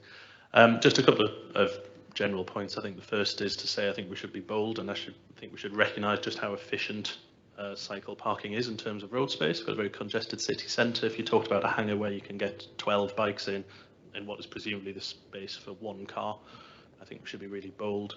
And I think the other thing we should think about as well is particularly the terraces down there, Upper Middle, Lower Brook Street, Parchment, St Peter and some others on the other side of the cathedral may not have access to the rear of their properties for bike storage and the like. So we should also think about people cycling out of the city centre as well as into, and particularly think about those hangars which you see in some of the more progressive London boroughs. Thank you. Very good, thank you. And Councillor Becker, please. Thank you. Super exciting. This is exactly what we need to see in the city centre, so well done, and thank you for coming along tonight, all of you. We've got the whole team, the whole spectrum here, which I think shows just how important this issue is for the council. Just a couple of questions. You mentioned the disabled bikes in the introduction, but not about where they are proposed to go. Do we know, or have we identified potential locations for those to be parked? And then the second question is really echoing what Councillor Reach has just said about residents parking. If we can look at the residents of the city centre and where is appropriate for their sort of overnight, longer term parking to take place. Thanks. With regards to the disabled parking, no, we haven't identified places yet. That would be something that we would do as part of the parking plan, in liaison with stakeholders appropriate for that. And with regards to residential parking, yes, we are aware of the cycle hangars, and Portsmouth have them in at the moment as well. They've been running some trials there and proving quite successful, but they've been using a third party to organise the administration side of those. But it's definitely something that is on the table. Obviously, we don't want to forget about residents and just put parking facilities in just shoppers and commuters. And so that's something that we would discuss going forward with Hampshire County Council.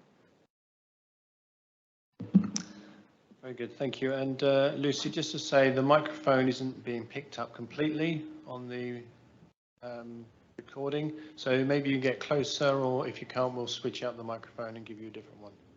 Just pull it more to you. You can literally talk right into it at the moment because that's how sensitive it is. Very good. We want to capture every word you're saying. So, Councillor Tippett Cooper, please. Thank you, Councillor Cross. So a couple of quick questions from me, and I am a statistic in Winchester because I had my bike stolen in 2020 from Staple Gardens, and had 2 bikes stolen when I was in Merton. And I've got increasingly expensive locks over the years to try and combat this. And so question 1 was around whether it's worthwhile or is any merit of doing a public information campaign about the sort of locks that work and don't work. I still notice as I cycle around and park that there are bikes, quite expensive bikes, that use locks that can be cut through with simple bolt cutters very quickly, as opposed to a D-lock, which, although it can be cut through, takes longer, so there's more deterrent, less likelihood of the opportunistic thief, I think. And the second question I have is, are we looking at evidence from other cities as to what works for bike parking plans? Because I'm conscious this is all really, really good, but wanting to sort of, do it, see if there's any kind of good practice that we can employ as well. Yeah, so one thing that we're doing at the moment is on Saturday, Winchester Police are down at the Leisure Park doing a bike marking exercise. So that's something that's going to be promoted, and we'd like to do more of those, not just in the city centre but across the district as well. So that's something that we want to organise in the future, and alongside those, the bike marking registration, we sort of try and get involved with Cycle Winchester or Bespoke Boking and the bike doctor, and we'll try and sort of educate people about how to lock their bikes in those situations if they need it. One thing that they do in York is that alongside their cycle parking stations, they have a plan to show people how they should be parking their bike and what sort of mechanism they should be using. So whether we look at something like that in some of the larger areas of cycle parking when we look to install anything. What was the second question? Oh yes, other areas. Yeah. I mean, we're working with Cycle Winchester, who obviously look across what else is happening across the other cities, and we're also working with the My Journey Travel Network team as well, which are based in the Hampshire team. So we can talk to Southampton, we can talk to Eastleigh about what they put in as well. Yeah, I was just going to briefly say as well that the stuff that we do, it's a really good engagement opportunity. We give some good advice on some good products, but it'd be really useful if they could get that at the point of sale. So we're just like literally scratching at the surface, but if you were to buy your new e-bike or your new Giant or whatever it is, lots of other bikes on the market, if you were to get this kind of crime prevention advice, that quality sort of information, it would make our lives a lot easier. One of the events that we're sort of thinking of doing around the Car Free Day would be something like this. Very good, thank you. And Councillor Radcliffe. Thank you. Actually, just on the question of what we might learn from from other places, I understand that Hampshire County Council has secured funding to flesh out walking and cycling plan for Winchester, which comes under the rubric of Mini Holland, and I'm sure that from the Netherlands we can also perhaps learn some valuable lessons. My question has actually already been asked by Councillor Reach and Councillor Becker, but I will mention it again just to show you how much interest there is from those councillors representing inner city wards. We do have many residents who live in houses where bike storage is a real challenge, and in many of our streets there just isn't a safe place to keep a bike overnight. And so I would love, as this plan is taken forward, for you perhaps to give a bit more attention to some of those residential streets and areas where people live and have bikes and need somewhere to park them, and not just visitors coming in. Although we want to encourage them in on their bikes, we also want to look after the people who live here. Thank you. Very good, thank you, Councillor. And Councillor Edwards. Well, thank you.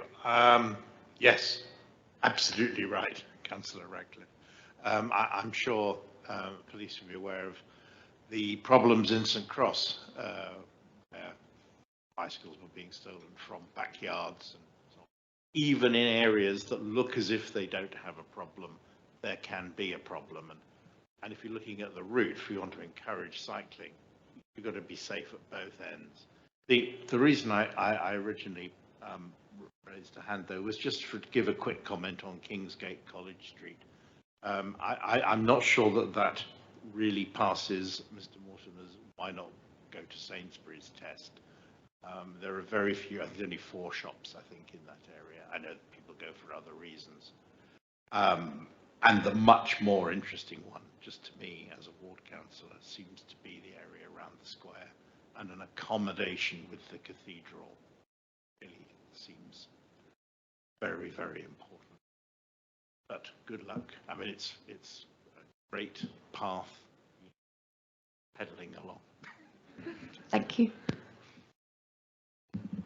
Thank you, Councillor Edwards. Councillor Ferguson, was there something else from you? Yes, thank you, Chair. It's just something I forgot. Just you asked for feedback as well, Lucy. I do like the concept of bike parking with a roof. You know, if you've got, it's raining, or you know, you're trying to get stuck in panniers or get off, you know, it can be difficult. The question I have is, are we also intending to light our bike parking? Because if it's in the car parks, there's a lit, but they're not always well lit. And one of the things that prevents me from cycling at night is not wanting to go back to where my bike is secured, and then to have to fiddle with a lock and not feel very safe. And it's something we should consider in this whole piece. So is it going to be lit, or are we considering that? Thank you. Yes, so we'd be looking at putting some sensor lighting inside the actual shelter. So it would only come on if you were there at your bike, and then it would go off once you'd left. And whether we power that through mains electricity, or whether we can use solar panels across the top, is something that we could definitely look at as they develop. But again, yeah, we should definitely be looking at the surrounding lighting as well. Very good. Well, thank you for the questions, and so let's move to debate.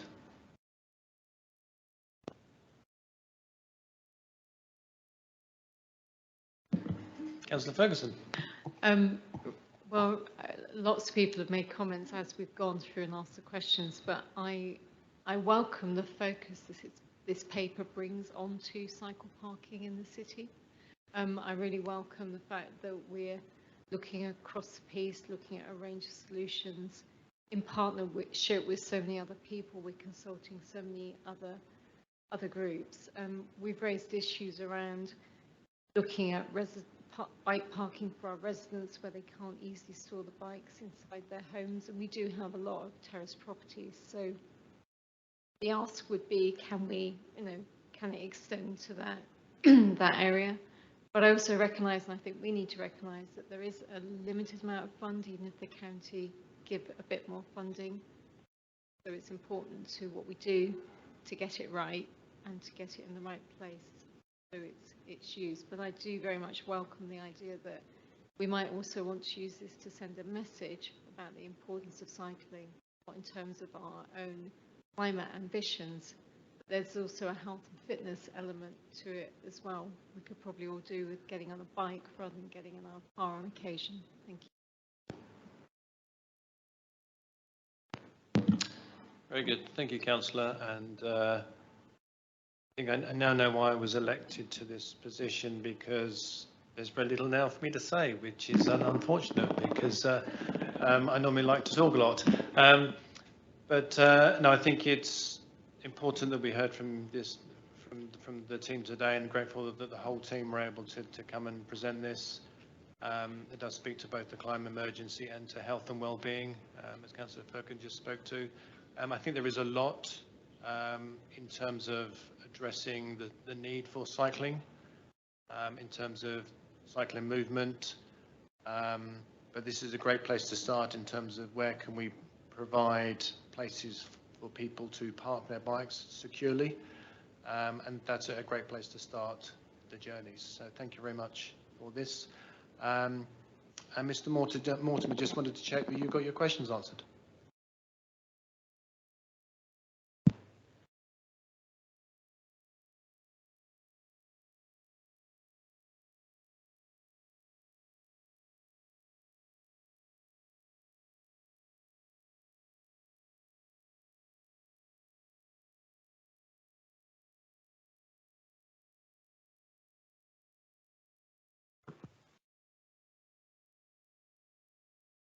If you can approach your microphone, please, Mr. Mortimer, so that we can capture that. I think one of the things that struck me has been a completely hidden issue. It's not until you start looking at the numbers you suddenly realise there's a real problem here. Whether we need to actively get involved in publicity, both good and bad, we need to look at. And I just wonder, you know, when you look at the level of theft at the sports centre and also the station, there's nothing telling people this is going on. Almost negligent not to acknowledge the problem. And you know, there's obviously a debate there, but it's something we need to think about. So if Cycle Winchester can play a part helping, we're here to do that. And we do have a lot of local practical experience of where people go. It's more knowledge than officers will have. Yeah, thank you. Very good. Thank you so much. We can keep it brief. I was just going to say I would strongly recommend that everything that's sort of done on this is keep Cycle Winchester very, very close to its heart, because they are fantastic as an organisation. Very good, thank you. And thank you, Mr. Mortimer, for those comments and the offer of support. And what I might ask perhaps, I think in light of not just the comments from Mr. Davies, but just how we can have informal groups better connected to residents and to resident groups. I might ask Councillor Edwards if we might stay connected to Mr. Mortimer and Cycle Winchester as part of the city centre group. I think that's probably appropriate if that will work for you. Yes, I'm sure it'll work for the city centre group. Sadly, I'm no longer actually an active cyclist, so I can't do it as an individual with full fervour, but certainly we should be talking with you more. Thank you. Very good, thank you all.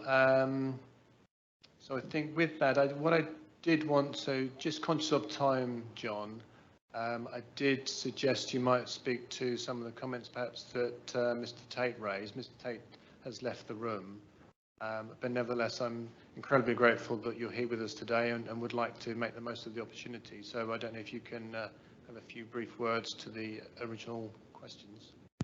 Yeah, I think so, yeah. It's a shame that it's left, actually, and I'm not prepared to speak about this tonight, but it's not the first time I've spoken about this. It won't be the last. But I think that Councillor Tippett-Cooper really kind of nailed it when he responded, because this is not a situation that we can arrest ourselves out of. It's not about just using the criminal justice system. We're talking about some really vulnerable, complex individuals. We're talking about serious mental health. We're talking about serious substance dependencies. So it's not just about seizing alcohol or seizing drugs because they don't take it because they want to take it. They take it because they've got to take it. The sad reality is that we see the antisocial behaviour and stuff that falls out of that, and that's when it does become an issue. So it won't be any surprise to any of you the focus that we've had primarily around King's Walk. That's been one of our hotspots. We've used that as a evidence-based and a really kind of solid problem-solving approach to that kind of issue. Not just to get rid of the wall. You know, people around the room might be kind of old enough, shall I say, in Winchester to remember when the fountain was there, and that was removed, and then the wall was there, and you know that was kind of the problem. So we focused on the location in that area because it needed to be addressed, and now there's a temporary remedy that has already made a massive difference in that location. we were really keen to make sure that this wasn't a matter of just displacing the problem, because we knew there'd be displacement. So we've set up a professionals group that look at a really deep dive focus into the kind of most chaotic, if you like, most persistent offenders, individuals, people that you'd be familiar with. But the intention is to look at their lifestyles in a really deep dive to try to understand if there are any opportunities, any interventions, any kind of diversionary kind of opportunities. And it's not easy, you know, I'll be quite honest, it's not easy, it's not straightforward. But in parallel with that, we're not shy about using the criminal justice system either, because it's got a place. You know, we can't just, you know, tolerate their behaviour and do nothing. So, so we're really kind of keen to look at that opportunity versus criminal justice system. It didn't surprise me to hear that, you know, you said that PCSOs and PCs didn't use any of the powers, and there's all this legislation available. It is used. It's used on a daily basis. You know, we work really closely with the bid rangers as well that don't have powers. You don't always need powers to move people on and to kind of talk to people and to encourage them and to sometimes educate them that actually what they're doing is not welcome, and would you mind moving on? So some of this work that we've done in terms of the most problematic individuals has provided us with a really strong evidence base to, I chair the group actually, it's kind of not really at my kind of sort of level, if you like, to chair it, but I feel really strong about it, and I want it to have that kind of leadership and that kind of traction. And one of the things that I'm really keen to do is to explore avenues and opportunities of things that we can do, things that are in our gift. But I'm also really keen to hear from that team of professionals as well about things that, not things that we can do, but what could we do? So let's just talk about those things that we could do if we had this available, you know, if we can rapid kind of access into rehabilitation, into mental health support, into all these kind of things that are really tough. And one of the outcomes, it's, you know, we've not been into this process long, but one of the early outcomes I'm really pleased to say is that we've got really good provision around the city for all of these kind of things, but I've just been really mindful that once they kind of have their provision, they leave their support groups and they're into the city, they form groups, and that's when we have a problem. So there's definitely been a gap in that outreach provision, and we've used this as an evidence base to actually look at getting that outreach in there. And we're working with Trinity, and next month that's going to be starting. So that's like a massive step forward to actually deal with some of these issues instead of displacing them. Or, you know, when we do use the criminal justice system, I don't have to tell you what the penalties are. So there's no real deterrent there. You know, when we do look at raising summons or prosecuting, we're looking at really low level offences in the criminal justice system, you know, begging, theft, public order, minor assaults and things. They are really low level, so they don't, you know, attract that level of kind of consequence for people. So there's not a great deal of deterrence sometimes, but one of the things that I really want to start using more, we've been building not just an evidence base of the individuals, but looking at the impact in the city, that cumulative impact, the impact on business, the impact on the community.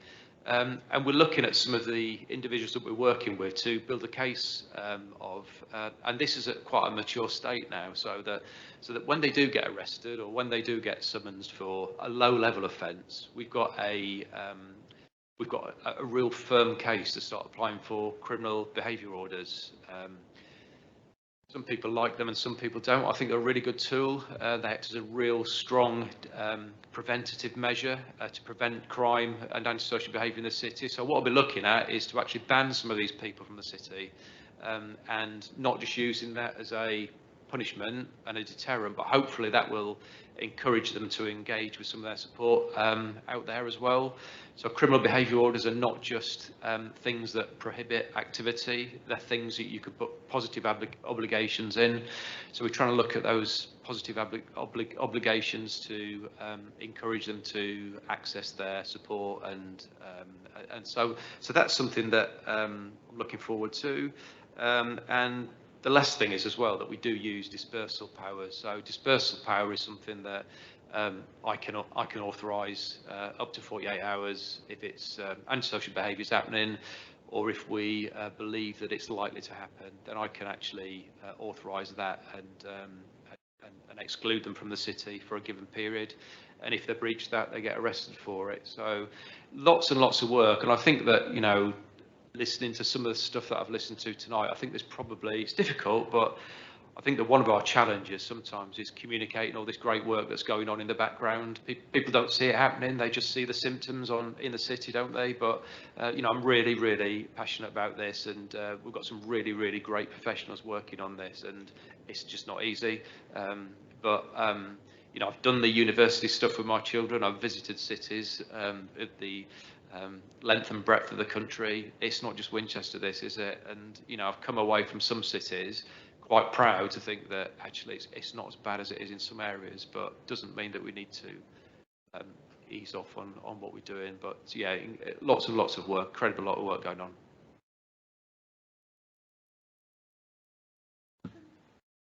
Thank you, John. I was just taking directions from the VC there. Thank you, Joe. Apologies that I didn't involve you in the meeting earlier and direct the questions. I regret that now, but I'm grateful that you're able to speak those points. Claire, I'd like to hope we can get a link, YouTube link to Mr. Tate with the section that we've just covered.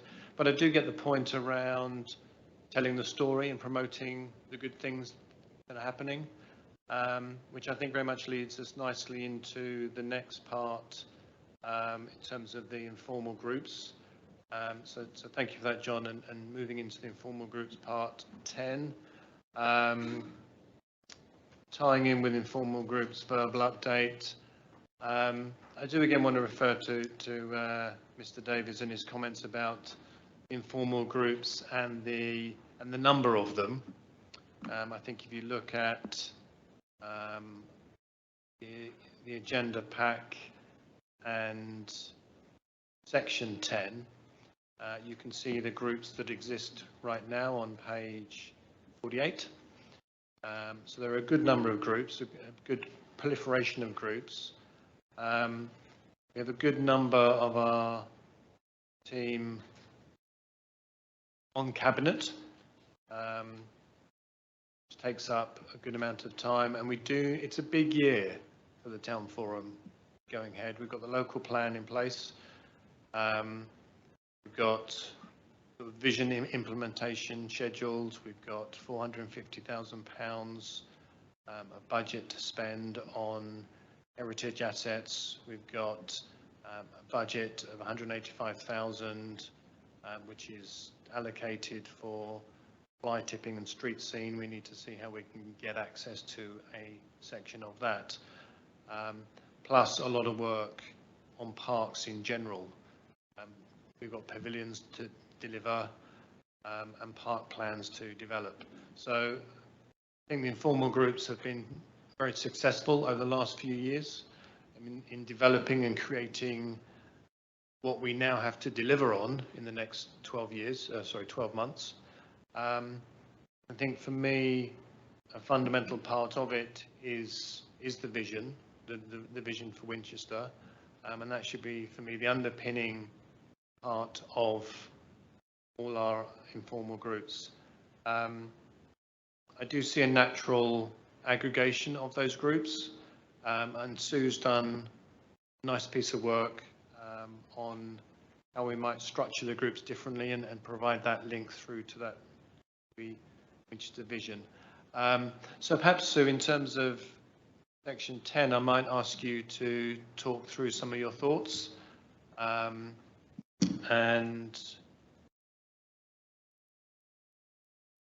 And if you could talk through your thoughts, and then we can keep it fairly brief because I'm conscious it has hit 8:30. And we keep it fairly brief, and then we can talk through the forward plan. I do have some thoughts around the forward plan I'd like to talk through. So thank you, Sue. Thank you, Chair, and thank you for the opportunity to share some thoughts around the informal group for the town vision. And this was suggested at the last town forum meeting, and as alluded to, these are just my thoughts through some discussions, and it's your opportunity to perhaps reflect on some of this approach that we might be adopting for the implementation of the town vision. So really it was to try and bring some governance around how we implement the plan, and some project management and programme management around it as well. But to give a role to the group that perhaps is some oversight and challenge to the delivery across all of the town forum's work. It could act as an enabler and an advisor for others to act. It could perhaps be a central group for others to access information or to actually engage with the community, and to consider the risks and challenges that we are going to have to consider when we're implementing individual projects.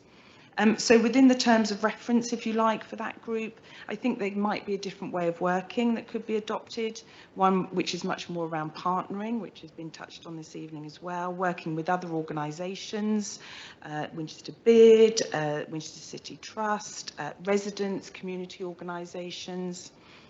There could be a different focus around funding and how we can look for funding opportunities, but also connecting the grant programmes that we currently have more closely with the vision actions and outcomes, and perhaps thinking about the barriers that we know that there is low take up on some of the grant opportunities, and is there a better way that we can promote examples of what's been funded elsewhere, and how can we stimulate those projects to come forward by sharing what others have done and how they've done it.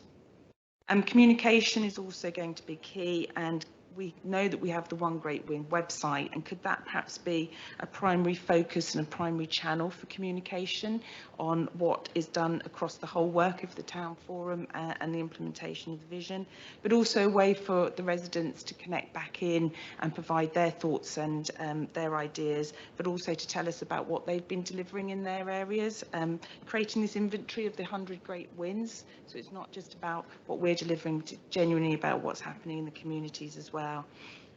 And I think there is, how do we prioritise what's important?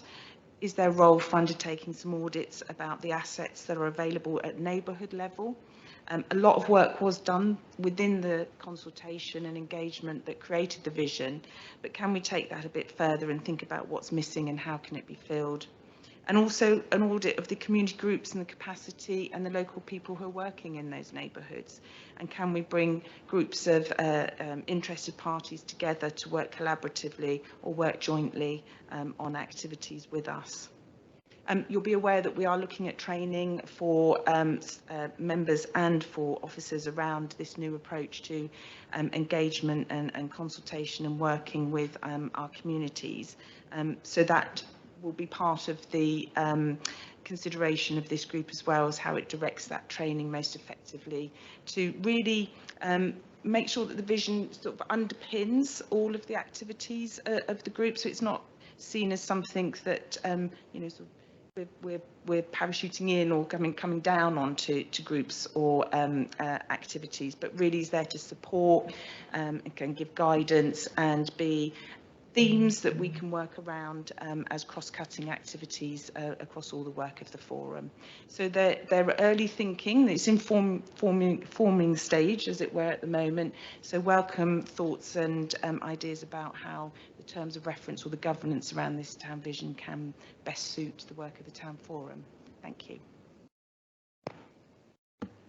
Very good, thank you, Sue. So, and thank you for your offer around project management, not just for the vision implementation, but also extending it out to the other informal groups to help with what is very limited resources we have. I say that recognising that it's limited, but it's an extraordinary body of talent that we have to work on this. So I'm very grateful to have Sue's offer to support you with your work. So Sue, very grateful for that. Any questions, comments for Sue?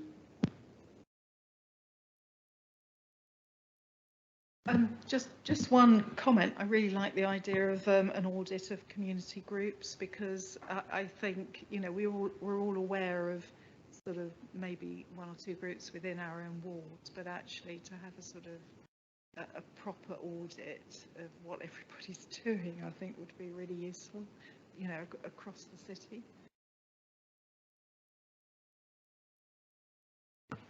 Yeah, thank you. And, thank you, Councillor Thompson. Councillor Ferguson.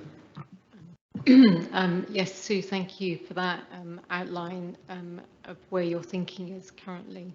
I think it is welcome to look again at the grants programme, particularly because we know we haven't had quite the take up for the town grants, particularly the match grant funding that we'd hoped to have. And again, I think that would tie in with the audit, because sometimes I wonder if all the groups that are out there actually know the funding is available, and also there is perhaps some anxiety on their part as to how to apply for grants and what would be acceptable to them. So the engagement piece with us possibly could help if it also helped us to understand, you know, the grant programme and make sure it's appropriate to what we're trying to do. So thank you. Thank you, Councillor Ferguson. Anything else for anyone? Very good. Well, thank you, Sue. I know, Councillor Batho, you were very keen to work with Sue on that vision implementation. As everybody else has already expressed various interests in different groups. I think another pivotal one is obviously the accounts group. Councillor Burney, I understand you're still interested in chairing that group? Yes, that's right. Very good, thank you. Any other volunteers for that group?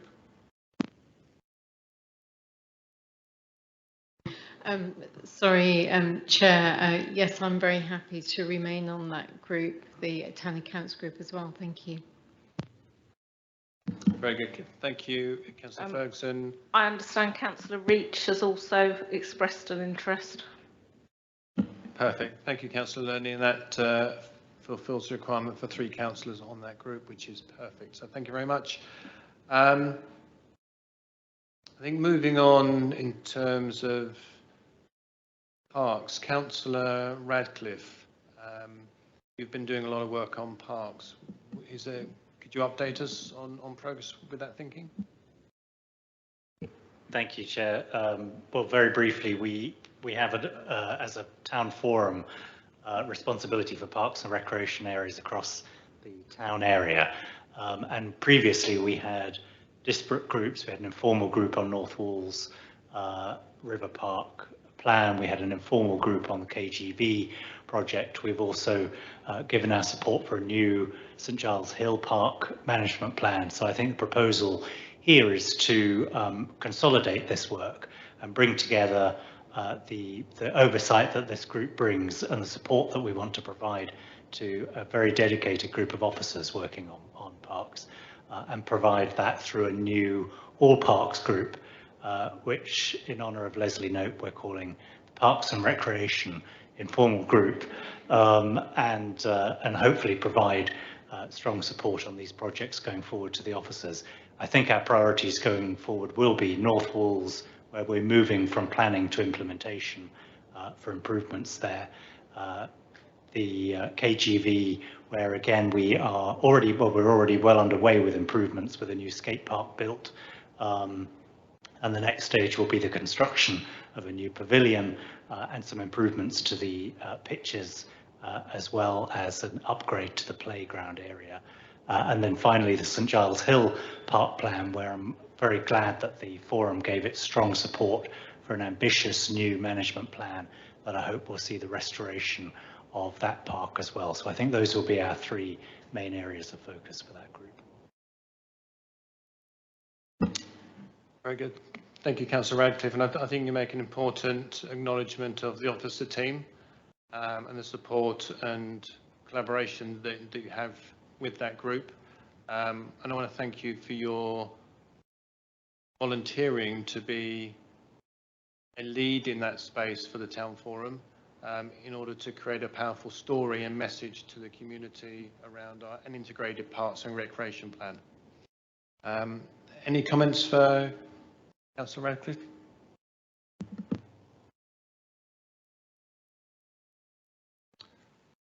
Well, thank you, Councillor Radcliffe. Truly a prince of parks, indeed. So moving on to the Heritage Group. A big ask of the Heritage Group this year, some £450,000 to spend, if you wouldn't mind. Sorry, Chair. Do you want to know who else would like to be on that group? I need to confirm the appointments. We yes. do, you're right. Thank you very Thank much. you. I do like to make sure people are awake, which is good. So you've had some expressions of interest, Councillor Radcliffe, but perhaps I might ask for volunteers to this group, to the Parks and Recreation Group. I see hands up from Councillor Lerney, from Councillor. I see hands up from Councillor Lerney, Councillor Ferguson, Councillor Batho, Councillor Becker, Councillor Tibbet Cooper. Quite an extraordinary group there, so you're well supported there, sir.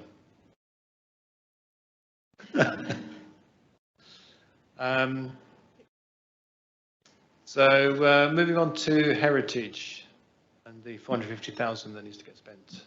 Councillor Tibbet Cooper, if you wouldn't mind. Thank you very much, Councillor Crasson. I think that figure should just, I'm going to sort of respond to Patrick's comment at the beginning, actually, about the informal groups and the nature of them. It's worth stressing that these informal groups aren't not decision-making groups. I can't authorise as chair of the informal group £450,000 of expenditure. That would be absurd. The groups are there to help the ideas that are flourishing in each of the different areas to flourish, to give officer time to focus on them, to give councillor time to focus on them, and then to also engage different groups. I mean, in the Heritage Group last year, we had individuals from Hyde 900 come and join. It's you know, there's nothing closed or secret about these informal groups. We discuss them here, we give feedback here. We want people to be participating in them here. There is no cloak and dagger to this. These are very positive groups. And the Heritage Group is a good example. So yes, we have allocated from our budget last year, £450,000 to be spent on different heritage sites around the district. It's not just the city, but most of our heritage sites are obviously in the town. Focusing on a few things. I mean, Hyde Gate and the works there is going to be a key focus for the rest of the year. At the moment, there is. I'm just bringing up my update now, Councillor Kratz. Apologies. There is work appointing a structural conservation engineer to undertake restoration works for the gate itself. That stone conservator architect has been appointed, and we're in the process of getting the necessary consents to do that work on Hyde Gate from the Historic England and the Secretary of State. We're also doing some work in terms of engaging with the heritage groups about how they see Hyde Gate being improved as a sort of public realm experience, and there'll be more on that over the course of next year. There's some more granular updates, I suppose, on things that are happening. King Alfred, at the moment, the works to ensure that he is being cleaned and waxed as he needs to be from time to time over the years, was held off during the Jubilee so that he was in full view for everybody. But works will now begin on him in the next few weeks. There'll be scaffolding going up around him. 2 parking spaces will be lost as a result of that scaffolding, but it is very much needed. Specialist cleaning and re-waxing of him will continue. And apparently a specialist doff clean to all the stonework. I don't know what that involves, but it sounds good. The kite flyer, pleased to say that the kite has now been reattached to the structure of the kite flyer. Additional bracing has been fitted and a thorough clean has been undertaken and looks rather splendid now, I think, the kite flyer. There are and will be over the year more updates on different heritage sites, and I'm very, very keen for people to come forward and suggest things that need to be done in terms of heritage in our city and what the town forum can do that, including the heritage groups, including the public, on this very open and hopefully very helpful group.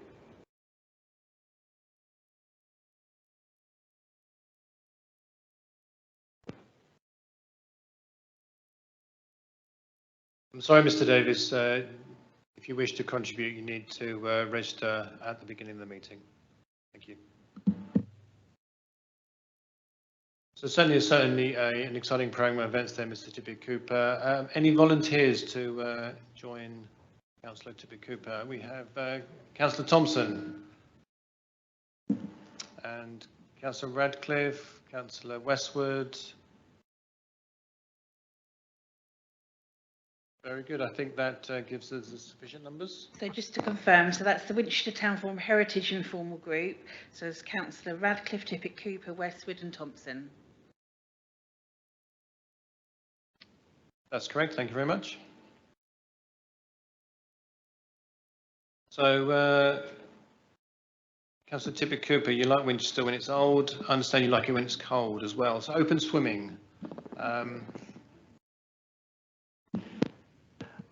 Yes, open swimming. I think the plan is to sort of continue that throughout the year. Am I chairing that, Councillor Crass? Is that, or is that Councillor Todd who's meant to be chairing that? Councillor Todd, being the leader of the councillor, is difficult with that one, but okay. You'll express previous interest on that one. Indeed, and I'll continue to express an interest in being involved in that and working with. Certainly, Councillor Todd, and I will figure out who will be the chair of that one. But if you're going to continue an interest, I'll be grateful for that. We'll put Councillor Todd down for that one as well, and Councillor Becker as well. So that gives us Tippett Cooper, Becker, and Todd. Thank you. And that leaves us with one more informal group, being the city centre. And sorry, the planning for the future of Winchester Town. Very good. Can't forget that one, and that one was certainly with me, which I will speak to at the end. But perhaps the city centre one we could get to, Councillor Edwards. Thank you, Chair. Yes, we had some discussions, didn't we, about whether it would be desirable to bring together city centre and heritage, and some robust and helpful discussions, but I think agreed that there were differences. We might fight over whether contemporary art like the kite flyer is heritage or not, but I'll let you have that one today. I think one of the things that we do share is additional funding. We're very much aware of £105,000 that we voted in the budget. I know that's not only for Winchester City Centre, we must recognise the needs of market towns as well, but nonetheless there is the opportunity to really make a concerted effort to address some of the long-standing niggles or worse around street cleaning and street furniture and litter. Not to undervalue all the efforts that have been made in the past, I realise it's just a continuing problem. I hope to get to grips with this year. On things that are, oh yes, and I should perhaps just say that we have a new, I think it's a new post with the title of Street Scene Officer, and Mark in that post is already doing some great work, and we're really pleased to have that additional resource to be a hands-on monitoring and hopefully proactively solving issues around the city centre. And I have to say, Street Scene Officer is just the coolest job title. Whoever came up with that deserves an award. On historic things, I mean historic on the agenda, some Morris has covered the work done with the exception of the mural. The invitation to artists, I believe, presented 30 very interesting proposals. 3 of those have been worked up and are now available on the council's website for public inspection. And I'd just like to end with a plea to anyone who's listening and everyone in the room to go to the website before the 24th or the 6th and make your comments around the 3 proposals.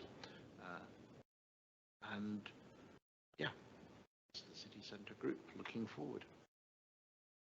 Very good. Thank you, Councillor Edwards, for that update on the City Centre Group and somewhat of a explanation for what you might be getting yourself into should you volunteer for that group. Any volunteers for the City Centre Group, please? So we have hands from Councillor Radcliffe, Councillor Thompson, Councillor Lerney and Councillor Batho.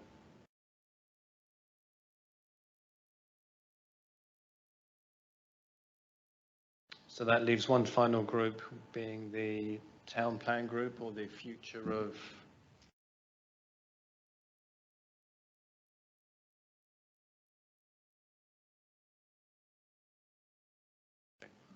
so we'll talk to it used to be called or is called the sorry, I should know this on the top of my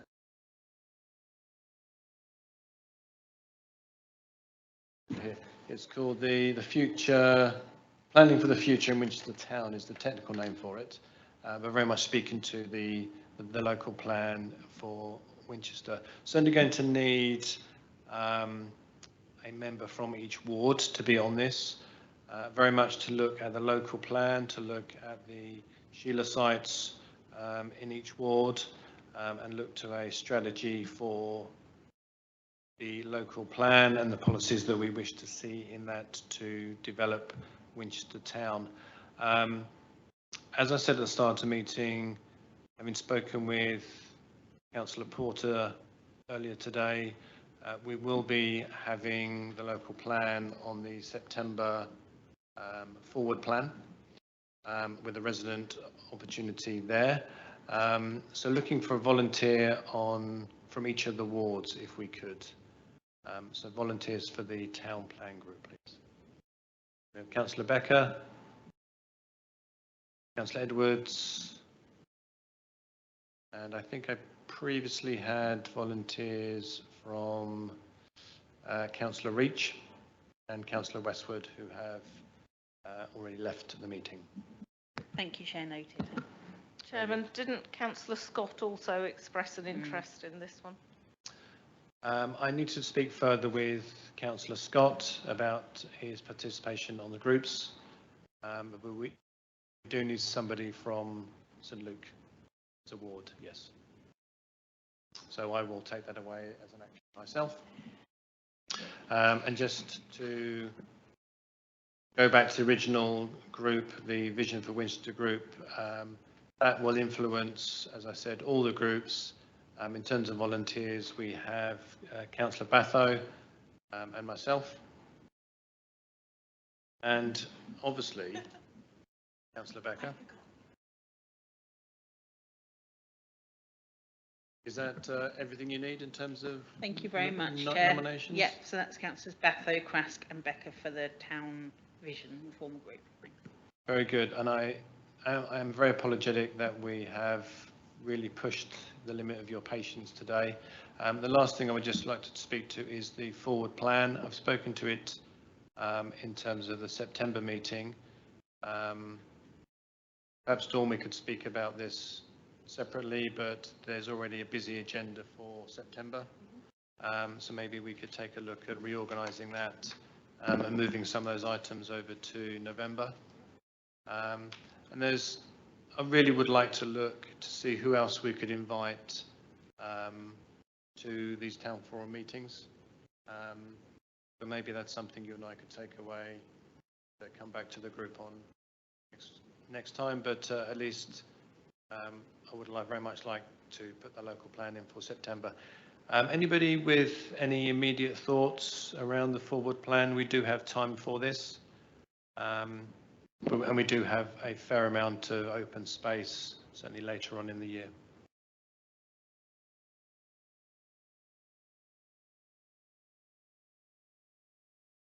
Okay, well, if there's no further comments, like I say, we'll keep that one open and we'll develop that over time. But I think all that leaves me to do is I suggest draw the meeting to a close. No, we have recommendations first.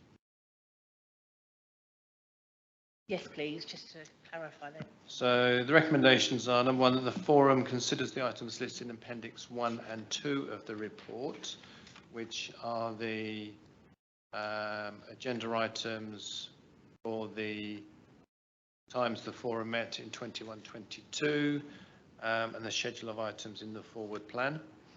And we agree the matters that we wish to discuss in the 22-23 municipal year and delegate to the strategic director in consultation with the chairperson authority to set the detailed work programme. So with your support, we will take that away.